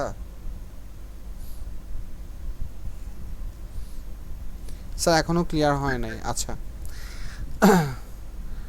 আমি যে জিনিসটা বলছিলাম সেটা হচ্ছে যে আমি নর্মালি আরেকটা জিনিস আরেকভাবে দেখাই, তাহলে তোমার আর একটু ক্লিয়ার হতে পারে। এটা তো 3 ডাইমেনশনাল ভিউ দেখাইছে, ওই জন্য হয়তো বুঝতে কষ্ট হচ্ছে। মনে করো এই ওয়্যারটাকে যদি আমরা উপর থেকে দেখি, if you see look at this wire from the top, মনে করো আমাদের ওয়্যারটা হচ্ছে এই জিনিসটা হচ্ছে মনে করো আমাদের ওয়্যার, ঠিক আছে? এই ওয়্যারের উপরে আমাদের প্লটিং কম্পাস দেওয়া আছে, তার মানে প্লটিং কম্পাসের কারেন্ট লোকেশনটা হচ্ছে এই জায়গায়, এই জায়গায়। এখন আমরা কারেন্ট ফ্লো করতেছি হচ্ছে, আমি যদি উপর থেকে দেখি, so my I is over here now, so I'm trying to look at this setup from the top. So for my eye view, the current is getting away from me, so I'm going to label this current as a cross. This is the conducting wire which is being labeled as a cross. তাহলে এটা আশেপাশে magnetic field কীরকম হবে? Into the page মানে হচ্ছে clockwise, মানে এই ভিউর জন্য ক্লকওয়াইজ, মানে কারেন্ট ফ্লোটা হবে হচ্ছে তখন লেটস সে এইরকম। সো এইরকম একটা, মানে এরকম অনেকগুলো কনসেন্ট্রিক সার্কেলস হবে, আমি জাস্ট একটা সার্কেল আঁকলাম, বাট ওই সার্কেলের ডিরেকশনটা হবে হচ্ছে ক্লকওয়াইজ, মানে হচ্ছে এই লোকেশনের ম্যাগনেটিক ফিল্ড ডিরেকশন হচ্ছে এরকম, এই লোকেশনের ম্যাগনেটিক ফিল্ড লাইন হচ্ছে এরকম, এই লোকেশনের ম্যাগনেটিক ফিল্ড লাইন হচ্ছে এরকম, এই লোকেশনের ম্যাগনেটিক ফিল্ড ডিরেকশন হচ্ছে এই দিকে। আর তুমি যদি এক্স্যাক্টলি এইখানে একটা প্লটিং কম্পাস বসায় রাখো, যে প্লটিং কম্পাসের পিনটা হচ্ছে এরকম, সেই প্লটিং কম্পাসটা এসেনশিয়ালি আমাদের এই দিকে এম করার কথা না পারফেক্টলি, বিকজ এই লোকেশনের current produced magnetic field line direction হচ্ছে from right to left. That's exactly why we should have that.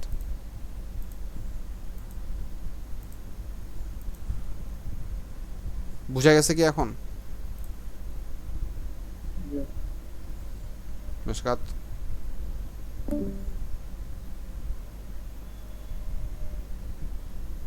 Sir magnetic ডিরেকশনটা কি রাইট হ্যান্ড গ্রিপ রুল দিয়ে বোঝা যাবে? ইয়েস।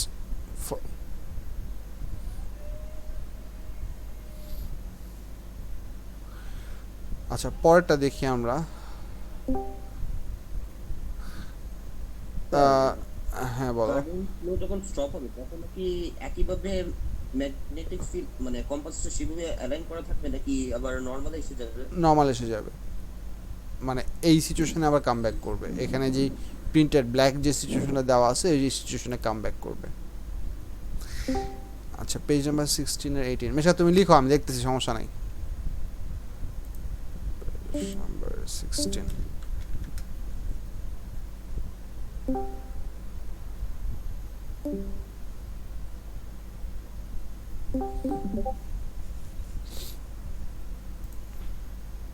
ওকে। আচ্ছা পেজ নাম্বার 16 এর 18 এর যে কোশ্চেনটা, এই কোশ্চেনটা তোমাদেরকে আমি ট্রান্সফর্মার বোঝানোর সময় বলছিলাম যে what is gonna happen if we connect A transformer in a DC supply. What I told you that if we connect a transformer, this is basically a transformer where the iron ring is actually the core and we have two different number of turns on both sides of the coil. What I told you that if we connect a transformer in a DC supply, for the longest duration of the current flow, the secondary coil will not get any EMF. But at the instances of closing the switch and opening the switch, there would be some current induced in the secondary coil, because for those two instances current will rise within a very short time from 0 to optimum, and then when the switch will be opened, current will drop from optimum to 0 within a short time. So for those two short instances of time, you're gonna have a small fleck of EMF produced in the secondary coil, but that would be very short lived, and essentially that the direction of these two EMFs would be exactly opposite. কারণ এক কেসে আমাদের magnetic field stronger হচ্ছিল যখন আমরা সুইচটা close করছি for that instance, and then যখন সুইচটা ওপেন করবো তখন সুইচটা আবার ক্লোজ হবে। সেখানে আমাদের এখানে তুমি যে কোশ্চেনটা মার্ক করছো এটা হচ্ছে 18, আচ্ছা 18 পুরোটাই। আচ্ছা সো 18 বলতেছে হচ্ছে যে at first the switch is open, as shown in figure 8.1, the following actions are taken in turn. Describe and explain what happens to the reading on the ammeter in each case. The switch is closed. আচ্ছা when the switch is closed কি হবে? The instance the switch is closed, describe and explain বলছে। So explain করার জন্য জিনিসটা বলতে হবে current flow in the left coil, কারণ এখানে তোমার লেফট এবং রাইট, এখানে প্রাইমারি সেকেন্ডারি কোনটাকে মার্ক করা নাই, so you have to go for left and right. The current flow in the left coil increases from 0 ampere to a highest value within a very short time. During this increase, the magnetic field produced by the solenoid becomes stronger. So field lines cut across the secondary coil, or you can write the right coil, and the center zero galvanometer, a center zero ammeter gives a momentary reading. A momentary wordটা হচ্ছে খুব important. Momentary মানে হচ্ছে just for an instance there will be a small deflection and immediately it will come back to zero. So এইটুকু আমি অনেক কথাবার্তা বললাম, অ্যাকচুয়াল আনসারটা লেখার জন্য কী লাগবে এটা আমার মার্কস একটু পরে দেখতেছি, আগে কোশ্চেনগুলো আলাপ করে নেই। So will have a small deflection instant মানে momentary deflection to any of the on one side of the ammeter on the secondary coil. এটুকু হচ্ছে ক্লোজ করার সময় কী হবে। এরপর বলছে the switch is left close for a long time, 1 mark. এটা আনসার খুব simple, no deflection is seen in the centre zero ammeter because there is no cutting of the field lines produced by the primary coil in the secondary coil।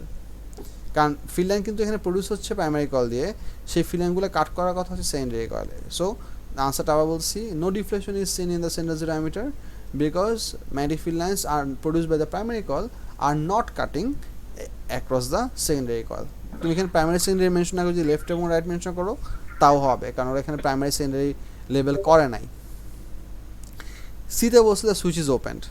এখন তোমার জিনিসটা বলা লাগবে, when switch is opened current flow reduces from highest to zero within a short time, full stop. There will be a deflection. So there will be an opposite deflection as observed in option as observed in for the case of A, and the magnitude of the deflection would be exactly zero, and this deflection will also be momentary, and the center zero ammeter will immediately come back to zero position once again. So important part হচ্ছে number বিতে যে number মানে একদম শেষে number সিতে জিনিসটা mention করা লাগবে, সেটা হচ্ছে এইতে তুমি যতটুকু ডিফ্লেকশন পাবা এবং যে ডিরেকশন ডিফ্লেকশন পাবা, সিতেও তুমি তত অ্যাঙ্গেলেরই ডিফ্লেকশন পাবা, বাট ওই ডিরেকশনটা হবে হচ্ছে এতে যে ডিরেকশন ডিফ্লেকশন দিছিল সি এর ডিরেকশনটা হবে তার opposite. This is the key part that you need to mention over here. আমি এই কোশ্চেনটা মার্কস একটু দেখি, it's a good question. Question number 18, meter deflects one way.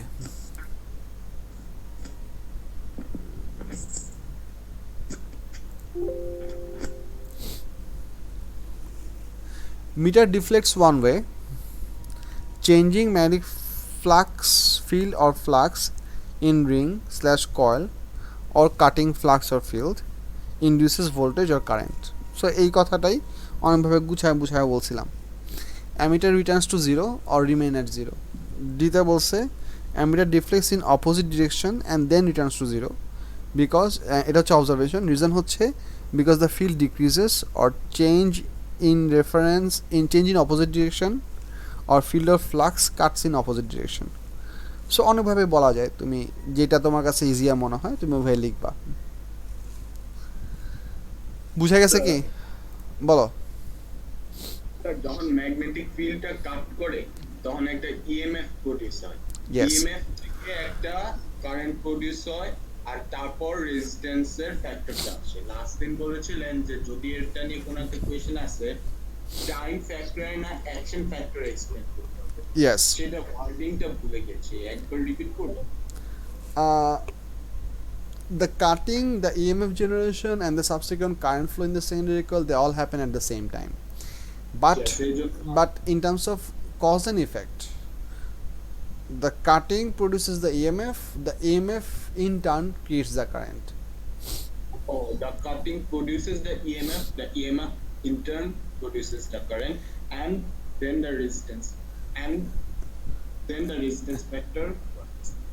Yeah, resistance factor comes in the moment the current is produced because V goes to IR. So you have the V produced because of the cutting, that is the secondary coil EMF, and that produces the current depending on the resistance of the secondary coil.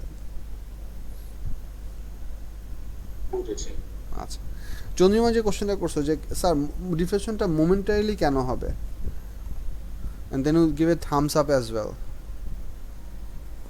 আচ্ছা এই momentary হওয়ার কারণ হচ্ছে যখন আমরা সুইচটাকে close করব হয়ে গেল, যখন আমরা সুইচটাকে ক্লোজ করব there will be a very small duration within which the current will increase from 0 ampere to its optimum ampere. ওই যতটুকু স্মল ডিউরেশনের মধ্যে, কারণ এটার অ্যাকচুয়াল কারেন্ট ফ্লোটা হবে হচ্ছে এরকম, আমরা যদি অনেক হাইলি ম্যাগনিফাইড একটা ভিউ দেখাই, আমি এখানে একটা পসিবল গ্রাফটাকে দেখাচ্ছি so that is easier to for you to understand. মনে করো এটা হচ্ছে আমাদের AC voltage versus time graph, ঠিক আছে, সেকেন্ডারি কয়েলের। হ্যাঁ ডিসি ভোল্টেজ। আচ্ছা ঠিক আছে, ডিসি ভোল্টেজে হ্যাঁ মনে করি এটা হচ্ছে আমাদের প্রাইমারি কয়েলের voltage versus time graph. So voltage না, আমি এখানে কারেন্ট দেখা যাচ্ছিলাম, সরি নেভার মাইন্ড। হ্যাঁ সো এটা হচ্ছে মনে করো কারেন্ট ভার্সেস টাইম গ্রাফ। আমরা যদি এই টাইম গ্রাফের স্কেলটাকে অনেক হাইলি জুম একটা স্কেল মনে করো মাইক্রো সেকেন্ড স্কেলে আঁকি, আমরা জিনিসটা দেখবো যে সুইচ ক্লোজ করার সাথে সাথেই কারেন্টটা ম্যাক্সিমাম হবে না। সুইচ ক্লোজ করার থেকে শুরু করে আমাদের কারেন্টটা বাড়তে বাড়তে ম্যাক্সিমামে যাইতে কিছু সময় লাগবে। এই সময়ের মধ্যে আমাদের কারেন্টটা বাড়তেছে, তার মানে ম্যাগনেটিক ফিল্ডটা স্ট্রঙ্গার হচ্ছে, so there is a changing magnetic field. এই ডিউরেশনটুকুর জন্য আমাদের সেকেন্ডারি কয়েলে একটা কারেন্ট ইন্ডিউস হয়, but once the current flow becomes highest, then the current remains constant for the longest duration of the time. So কারণ DC property হচ্ছে current should be same. So এই পুরো ডিউরেশনের মধ্যে ম্যাগনেটিক ফিল্ডে কোনো চেঞ্জ হচ্ছে না, ম্যাগনেটিক ফিল্ডে চেঞ্জ হওয়ার জন্য এই পুরো ডিউরেশনের মধ্যে কোনো রকম ডিফ্লেকশন হবে না। Exclusively for the duration when the current increase from 0 ampere to the optimum value, তখন আমাদের একটা মোমেন্টারি ডিফ্লেকশন হবে। এই টাইম ফ্রেমটা যেহেতু খুব ছোট, যে মাইক্রো সেকেন্ড স্কেলে যদি প্লট করে এটা হয়তো তোমার কত 5-6 মাইক্রো সেকেন্ড বা এরকম একটা ভ্যালু আসবে, ওই ছোট টাইমটাকে আমরা মোমেন্টারি বলতেছি। মোমেন্টারি মানে হচ্ছে for a very small duration, বুঝা গেছে?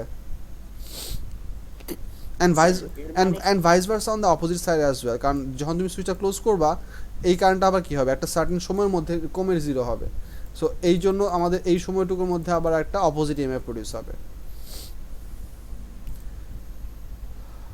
স্যার এর মানে কি স্যার যে যতক্ষণ পর্যন্ত মানে কারেন্টটা বা ম্যাগনেটিক ফিল্ড লাইন্স গুলো ফর্ম হচ্ছে, এই ফর্ম হওয়ার সময় হচ্ছে না চন্দ্রিমা, ওই ডিফ্লেকশনটা অলমোস্ট নেগলিজিবল না, because in a center zero ammeter you would still be able to see that deflection. That time is very small, but the change of current from 0 ampere to let's say 2 ampere or 1 ampere or half ampere, that would produce a significant EMF on the secondary coil. That deflection is not negligible. The time within which the change happens, that is very small, that can be said to be negligible, but the effect can still be visible.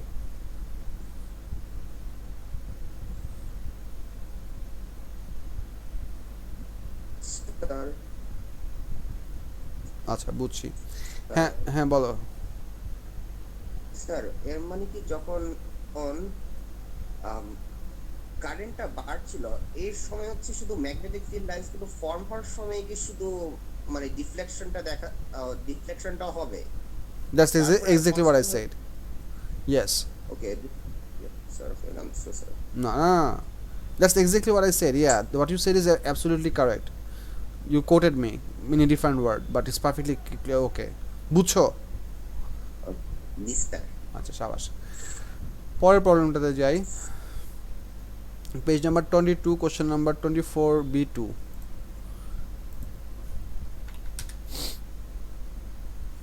আচ্ছা, we just discussed this, I believe. Yes, we did. So we're skipping this. Number 1A.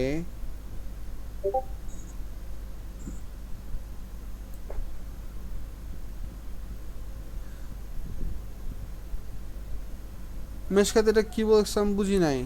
আচ্ছা এ হবে না, 18 হবে, number 18, number 10A, number 27 C2। আচ্ছা এই লাইনটা বুঝতেছি না মেশকাত, একটু এই লাইনটাতে কি লিখছো একবার লেখো, আমি পরেগুলা বলতেছি। নাম্বার 27 এর C2, আচ্ছা পেজ নাম্বার লেখো নাই, সমস্যা নাই। এটা কি কোশ্চেন নাম্বার না পেজ নাম্বার? মনে হয় পেজ নাম্বার না, I think so. দেখি 27 কোনো C2 আছে কিনা। পেজ নাম্বার 27 এ না, পেজ নাম্বার না, কোশ্চেন নাম্বার 27 এর C2, এটা হচ্ছে 27 এর C2, এটা হচ্ছে কোশ্চেন। আচ্ছা ওকে,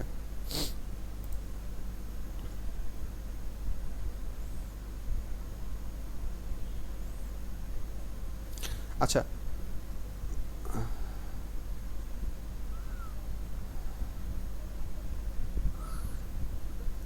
আচ্ছা আচ্ছা বুঝাচ্ছি, দাঁড়াও একজন একজন। পেজ 10 এর 10A2 আর 10B তে প্রবলেম ছিল। আচ্ছা দাঁড়াও,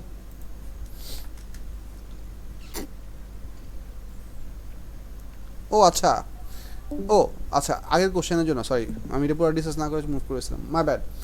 A2 তে বলছে state what happens if the compass is placed under the wire. If the compass is placed under the wire it should aim towards right, it should aim towards right, কারণ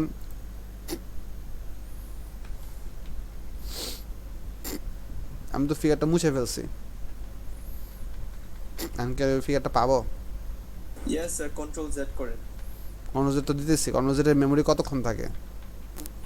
I don't know. Yes বলো না থাকবে.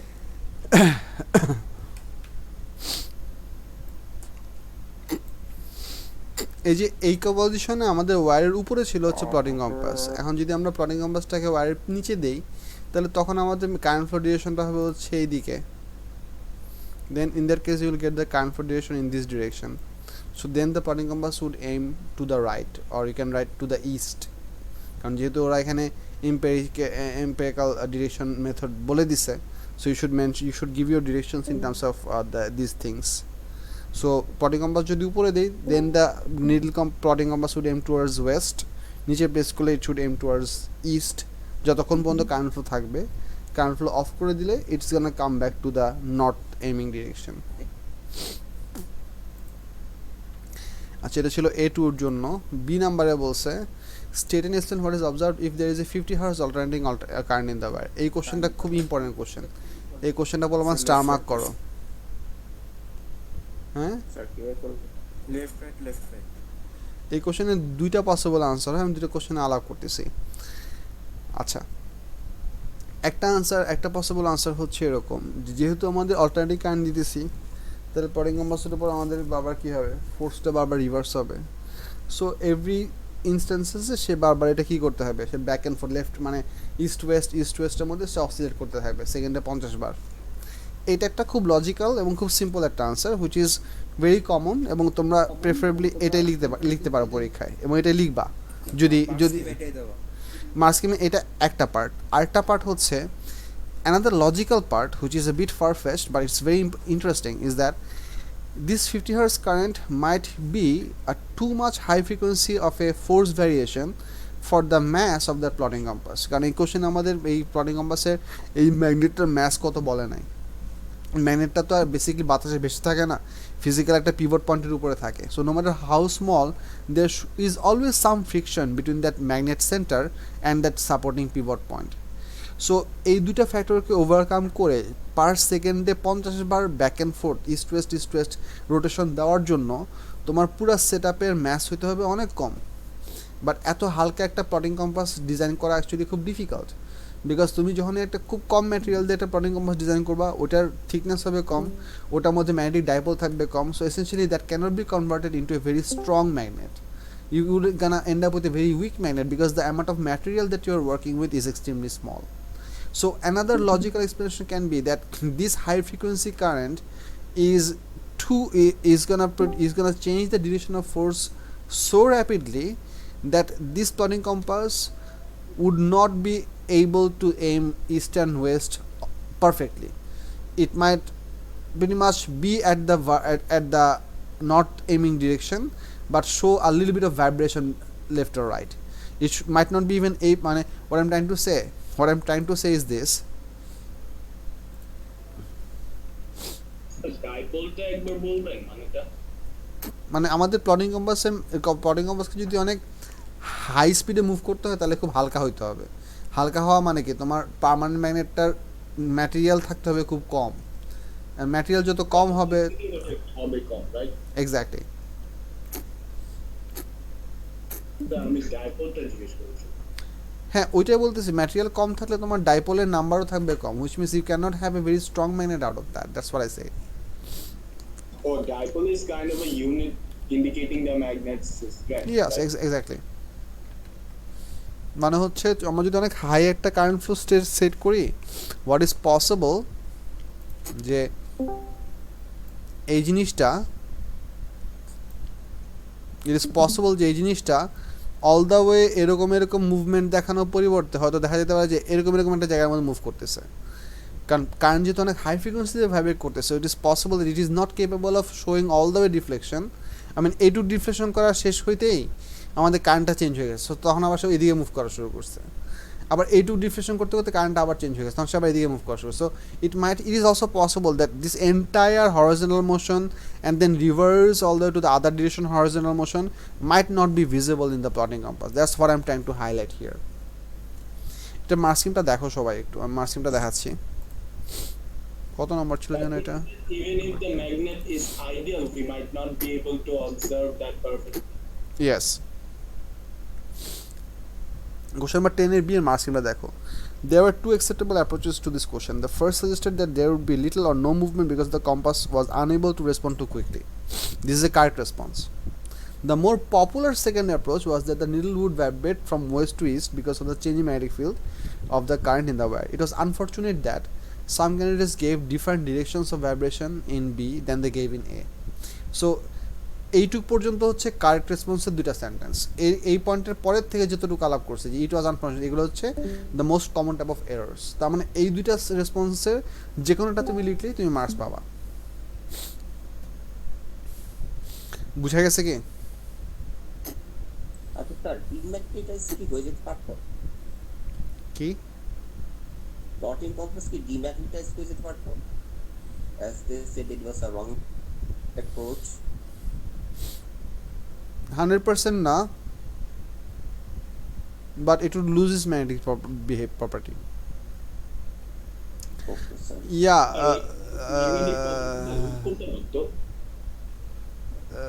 মিথিলা এই পড়াটা বুঝছো? ওয়াজিন একটা question লিখতেছিলা, লিখো question লিখো, ডোন্ট স্টপ।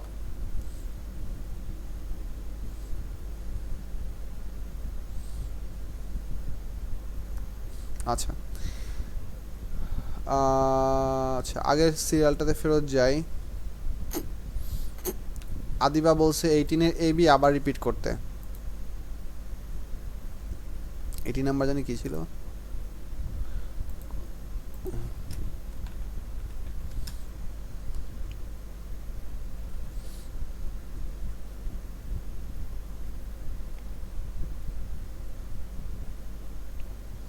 আদিবা আমি এইটা এখন একবার রিপিট করতে যাচ্ছি না। শুনো আদিবা, একটা কাজ করবা, আমি এটা একটু পরে ইউটিউবে আপ করে দিব, আমি ক্লাসের পরে তোমার সাথে আমি মেসেঞ্জারে আবার তোমাকে আবার ডিটেলসে বুঝাই দেবো আবার। So I am not taking this time over here, you go, but I'll definitely help you. So আপাতত তোমার কোশ্চেনটা আমি পেন্ডিং রাখতেছি, ডোন্ট ওয়ারি। আচ্ছা, এরপরে নাম্বার ছিল হচ্ছে মেশকাত, তোমার আমি এই নাম্বারটা বুঝি নাই। এই যে কী করছে ও, যে ও কোন একটা মেসেজ ডিলিট করে দিছে। এখানে এখানে এখানে মাঝখানে আটটা লাইন ছিল না? জি স্যার।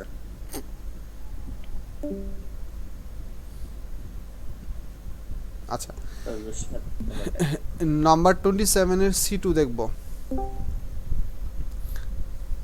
লিখছে, হ্যাঁ ওটা ডিলিট করে দিয়েছে। আচ্ছা ঠিক আছে, কোশ্চেন নাম্বার 27 এর C2 দেখি।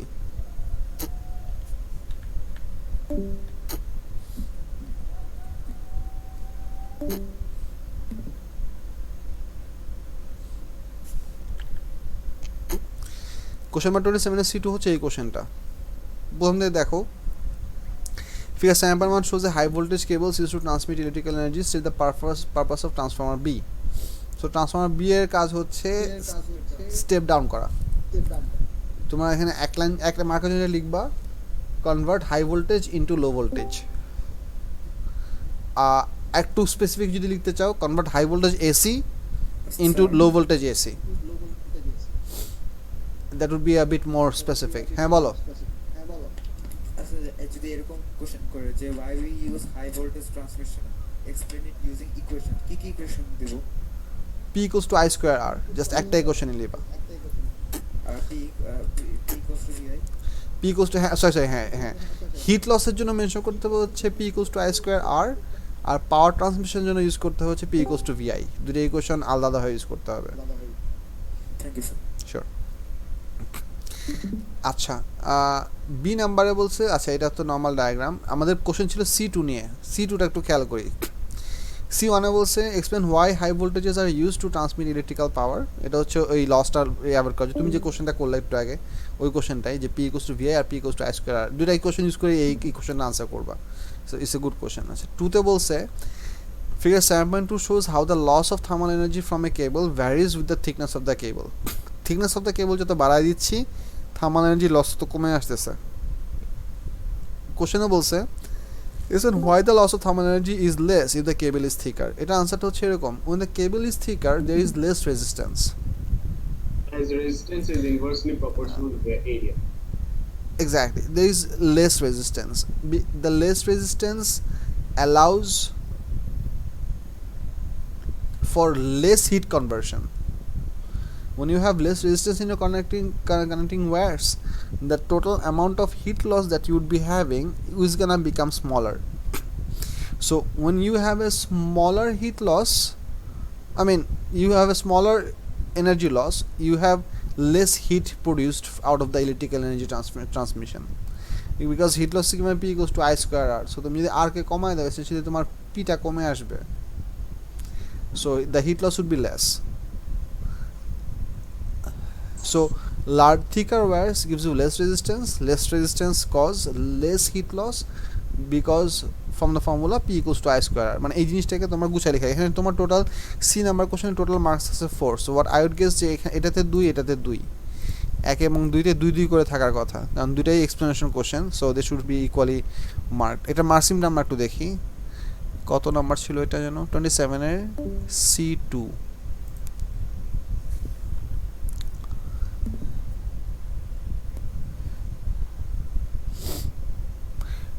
Resistance is decreased. Electrical power or energy related to resistance, example P equals to I square r, P proportional to R, or resistance is proportional to 1 by area, except power related to R etc. given in 1. Acha. Only some cases stated in 1 that there is a less electrical power loss from cables if high voltage is used, and only a very few stated clearly that this is because of the electrical current is lower. Weaker candidates suggested that the decrease in current at high voltage was due to an increase in resistance of the cables and lost credit. Very strong candidates explain the relationship P equals to I square between the power loss current and the resistance either in 1 or 2. Very strong candidates, yes. You should be that. All of you should be, each of you should be that. What? Very strong candidates, like lifting up weights and everything. Although many answers clearly suggested that resistance decreases with an increase in the thickness of the cables, only the stronger candidates backed this up with a sound explanation. There was often confusion between the area of cross section, surface area and thickness. মানে পোলাপানের creativity যে কত দিক দিয়ে leak করে leak হওয়া শুরু হয় exam দেওয়ার সময়, এটা এক্সামিনেশন পড়লে বোঝা যায়। Where does the surface area comes from in a question of electricity? না আমি উইয়ার্ডনেস দেখছি, আমি অনেক টাইপের উইয়ার্ডনেস দেখছি, বাট মানে examiners report keeps on mesmerize me every once in a while. আচ্ছা এটা বুঝা গেছে?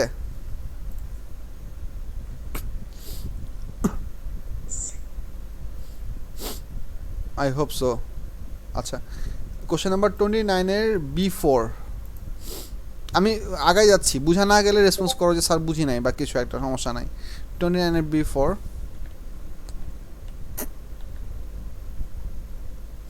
আচ্ছা 29 হচ্ছে আমাদের এই ফিগারটা, যে ফিগারটা দিয়ে আমরা অনেক কিছু আলাপ করছিলাম, ডিসি মোটরের বেসিক ফিগার ছিল এইটা।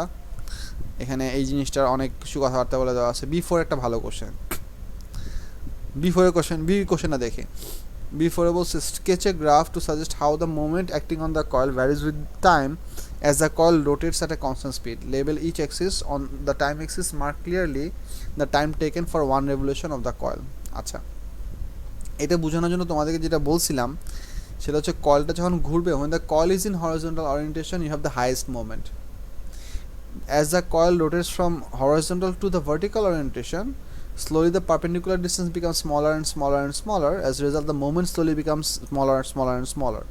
It still speeds up because the moment still works in the same direction, but the magnitude of the moment, which is force perpendicular into multiplied by perpendicular distance from the pivot point, that slowly becomes less. So এখানে আমাদেরকে বলছে how this would change. So এইটার গ্রাফটা হবে হচ্ছে perfectly একটা sign curve. তোমার আমি যেটা বুঝাই, আমার মাউসের মোশনটা খেয়াল করো, মাউসের মোশন দিয়ে এটা বোঝানো পসিবল? ডিফিকাল্ট। আচ্ছা আমি ইয়াতে দেখাই, পেন্টিতে দেখাই, ডোন্ট ওয়ারি। সাইন কার্ভ যেটা হবে সেটা কি মোমেন্টের জন্য বলছেন? হ্যাঁ হ্যাঁ, মানে what I'm trying to say is that আচ্ছা বুঝছি। আচ্ছা দাঁড়াও,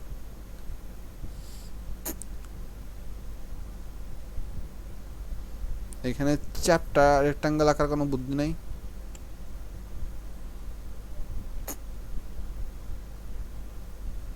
জি স্যার আছে, রেক্টাঙ্গুলার ঠিক পাশে।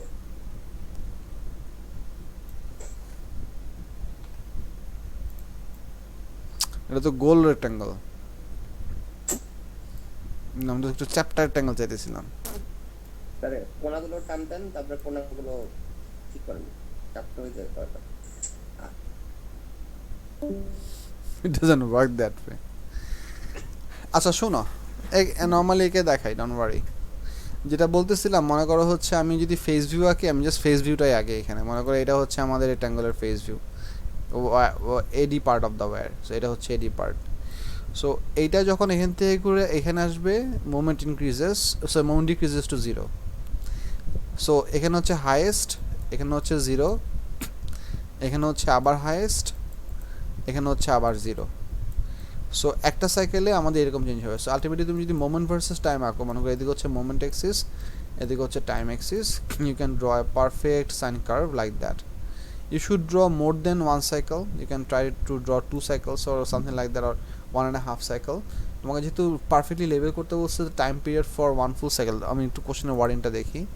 কোশ্চেনের ওয়ার্ডিংয়ে বলছে হচ্ছে sketch a graph to suggest how the time on time is marked clearly the time taken for 1 revolution of the coil. So 1 revolution label করতে বলছে। সো তোমরা যে কাজটা করবা, তোমরা এই যে কেস টু কেস বা ট্রাফ টু ট্রাফও লেবেল করতে পারো, বা হচ্ছে জাস্ট 1 ফুল সাইকেল বলতে আমরা যতটুকু বুঝি, এইখানে একটা অ্যারো দিবা, অ্যারো করে লিখে এখানে দিবা হচ্ছে 1 ফুল সাইকেল না 1 রেভলিউশন, কি বলছে ওয়ার্ডটা, 1 রেভলিউশন। সো এখানে তখন আমরা লিখে দিব হচ্ছে 1 revolution, you write this. So এটা হচ্ছে তোমার গ্রাফটা হবে। ওয়াই এক্সিসে থাকবে হচ্ছে মোমেন্ট এম, তুমি এখানে ইউনিট চাইলে দিতে পারো, টাইমে ইউনিট, সেকেন্ড বা minute, whatever you want দিতে পারো, ডাজন্ট ম্যাটার।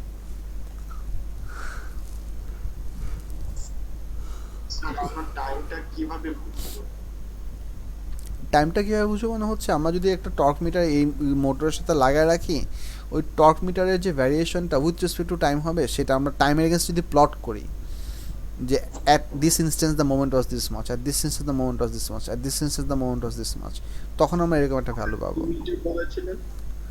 ওহো না, এই গ্রাফটা ভুল হয়েছে, এই গ্রাফটা ভুল হয়েছে, বলবা না এই গ্রাফটা ভুল হয়েছে, বলবান কেউ একজন আমাকে বলো কেন এই গ্রাফটা ভুল হয়েছে, কেন হবে না?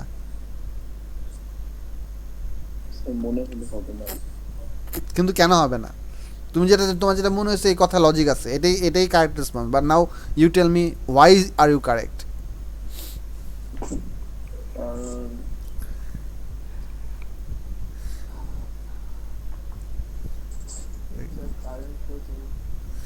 কারণ এই মোটরে একটা স্প্লিটিং কমিউটেটর আছে, তার মানে আমাদের মোমেন্টটা অ্যান্টি ক্লকওয়াইজ, সবসময় অ্যান্টি ক্লকওয়াইজ থাকবে। সো কারেন্টটা মোমেন্টটা আমাদের ওয়াই অ্যাক্সিসের নিচে যাবে না, একই সাইজে থাকতে হবে। তার মানে এই ফিগার যেটা আঁকছি, এই ফিগারটা কি হয়েছে, কারেক্ট ফিগার দেখতে কেমন হবে? পারফেক্টলি মডুলাস সাইন কার্ভ হবে। সো এদিকে হচ্ছে মোমেন্ট, এদিকে হচ্ছে time. Ma'am ma'am ma'am ma'am sir বুঝি নাই কেন ওইটা ঠিক হয় নাই। এইটা হওয়ার মানে হচ্ছে কয়েলটা এদিকে একবার ওইদিকে একবার, এদিকে একবার ওইদিকে একবার এমনি ঘুরতেছে। কারণ মোমেন্ট তো যদি এই দিকে চলে যায়, মানে এটা এইটুকু যদি এটা যদি ক্লকওয়াইজ মুভমেন্ট হয় তাহলে এই নিচের সাইডটা হবে হচ্ছে অ্যান্টি ক্লকওয়াইজ মুভমেন্ট। এটা পজিটিভ মুভমেন্ট যদি অ্যান্টি ক্লকওয়াইজ হয় তাহলে নেগেটিভ মুভমেন্ট হবে অ্যান্টি ক্লকওয়াইজ মুভমেন্ট। এই দুইটা মুভমেন্টের ডিরেকশন সেম না, because they belong to the opposite side of the X axis. But এখানে তো স্প্লিটিং কমিউটেটর অলরেডি আছে, তার মানে হচ্ছে আমরা কারেন্ট ফ্লো ডিরেকশন ফ্লিপ করতেছি, হুইচ মিনস আমরা কন্টিনিউয়াসলি একই ডিরেকশন মুভমেন্ট মেনটেন করতে পারতেছি। That's why you cannot have opposite direction of moment. That's why the entire moment graph should exist on the same side of the time axis. বলো সাবিক বলো। Sir তার মানে আপনি right সাইডে যে সাইন কার্ভটা এঁকেছিলেন সেটা তখন হতো যখন স্প্লিটিং কমিউটেটরটা থাকতো, right? Correct. Because the anti-clockwise movement would have existed since there was no commutator to reverse the current and maintain the moment in one side. Correct. বললাম বুঝছো কি বলছে? ভুলটা কোথায় হয়েছিল এটা বুঝছো? Yes sir, yes sir. মেসকা এটা বুঝা গেছে?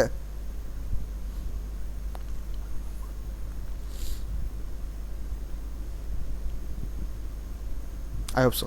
আচ্ছা, এরপর একটা প্রবলেম আছে হচ্ছে পেজ নাম্বার 29-এর কোশ্চেন নাম্বার 29-এর C2 দেখি। C2 তে বলছে draw a diagram of the circuit you would use to make this measurements. আচ্ছা, সি নাম্বার কোশ্চেনে দেখি। State the measurements you would make in order for to find the electrical power input to the motor and state how your measurements are used to find the electrical পাওয়ার। আচ্ছা, এটা এই সার্কিটটা আঁকা খুব সহজ। এই কোশ্চেন নাম্বার C2 এর possible সার্কিটটা দেখতে এরকম হতে পারে।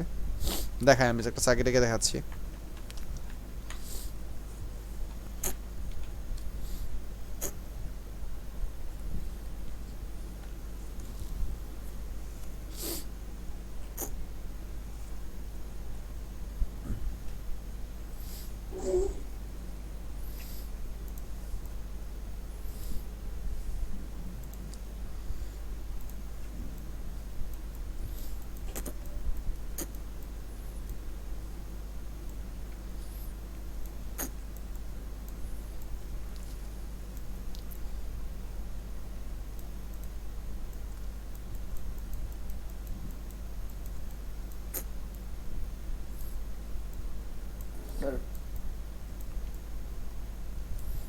We'll take the reading of ammeter and voltmeter and make a product out of this, because input power is given by B equals to VI. বলো, এখানে মোটর যেহেতু সার্কিট ডায়াগ্রাম আঁকতেছি, আমাদের মোটর আঁকার জন্য পুরো কমপ্লিকেটেড ফিগার টিকা কিছু আঁকা লাগবে না। Any single time you are trying to label some component that you don't know in any electrical circuit or any flow diagram, you can always go for a rectangle and label this, because if you don't know the symbol or if you don't remember the symbol, this is the only logical way which can be logical. বলো, কেউ কিছু একটা বলতে নিছিলা? Sir বলছিলা কেউ জন? Hello,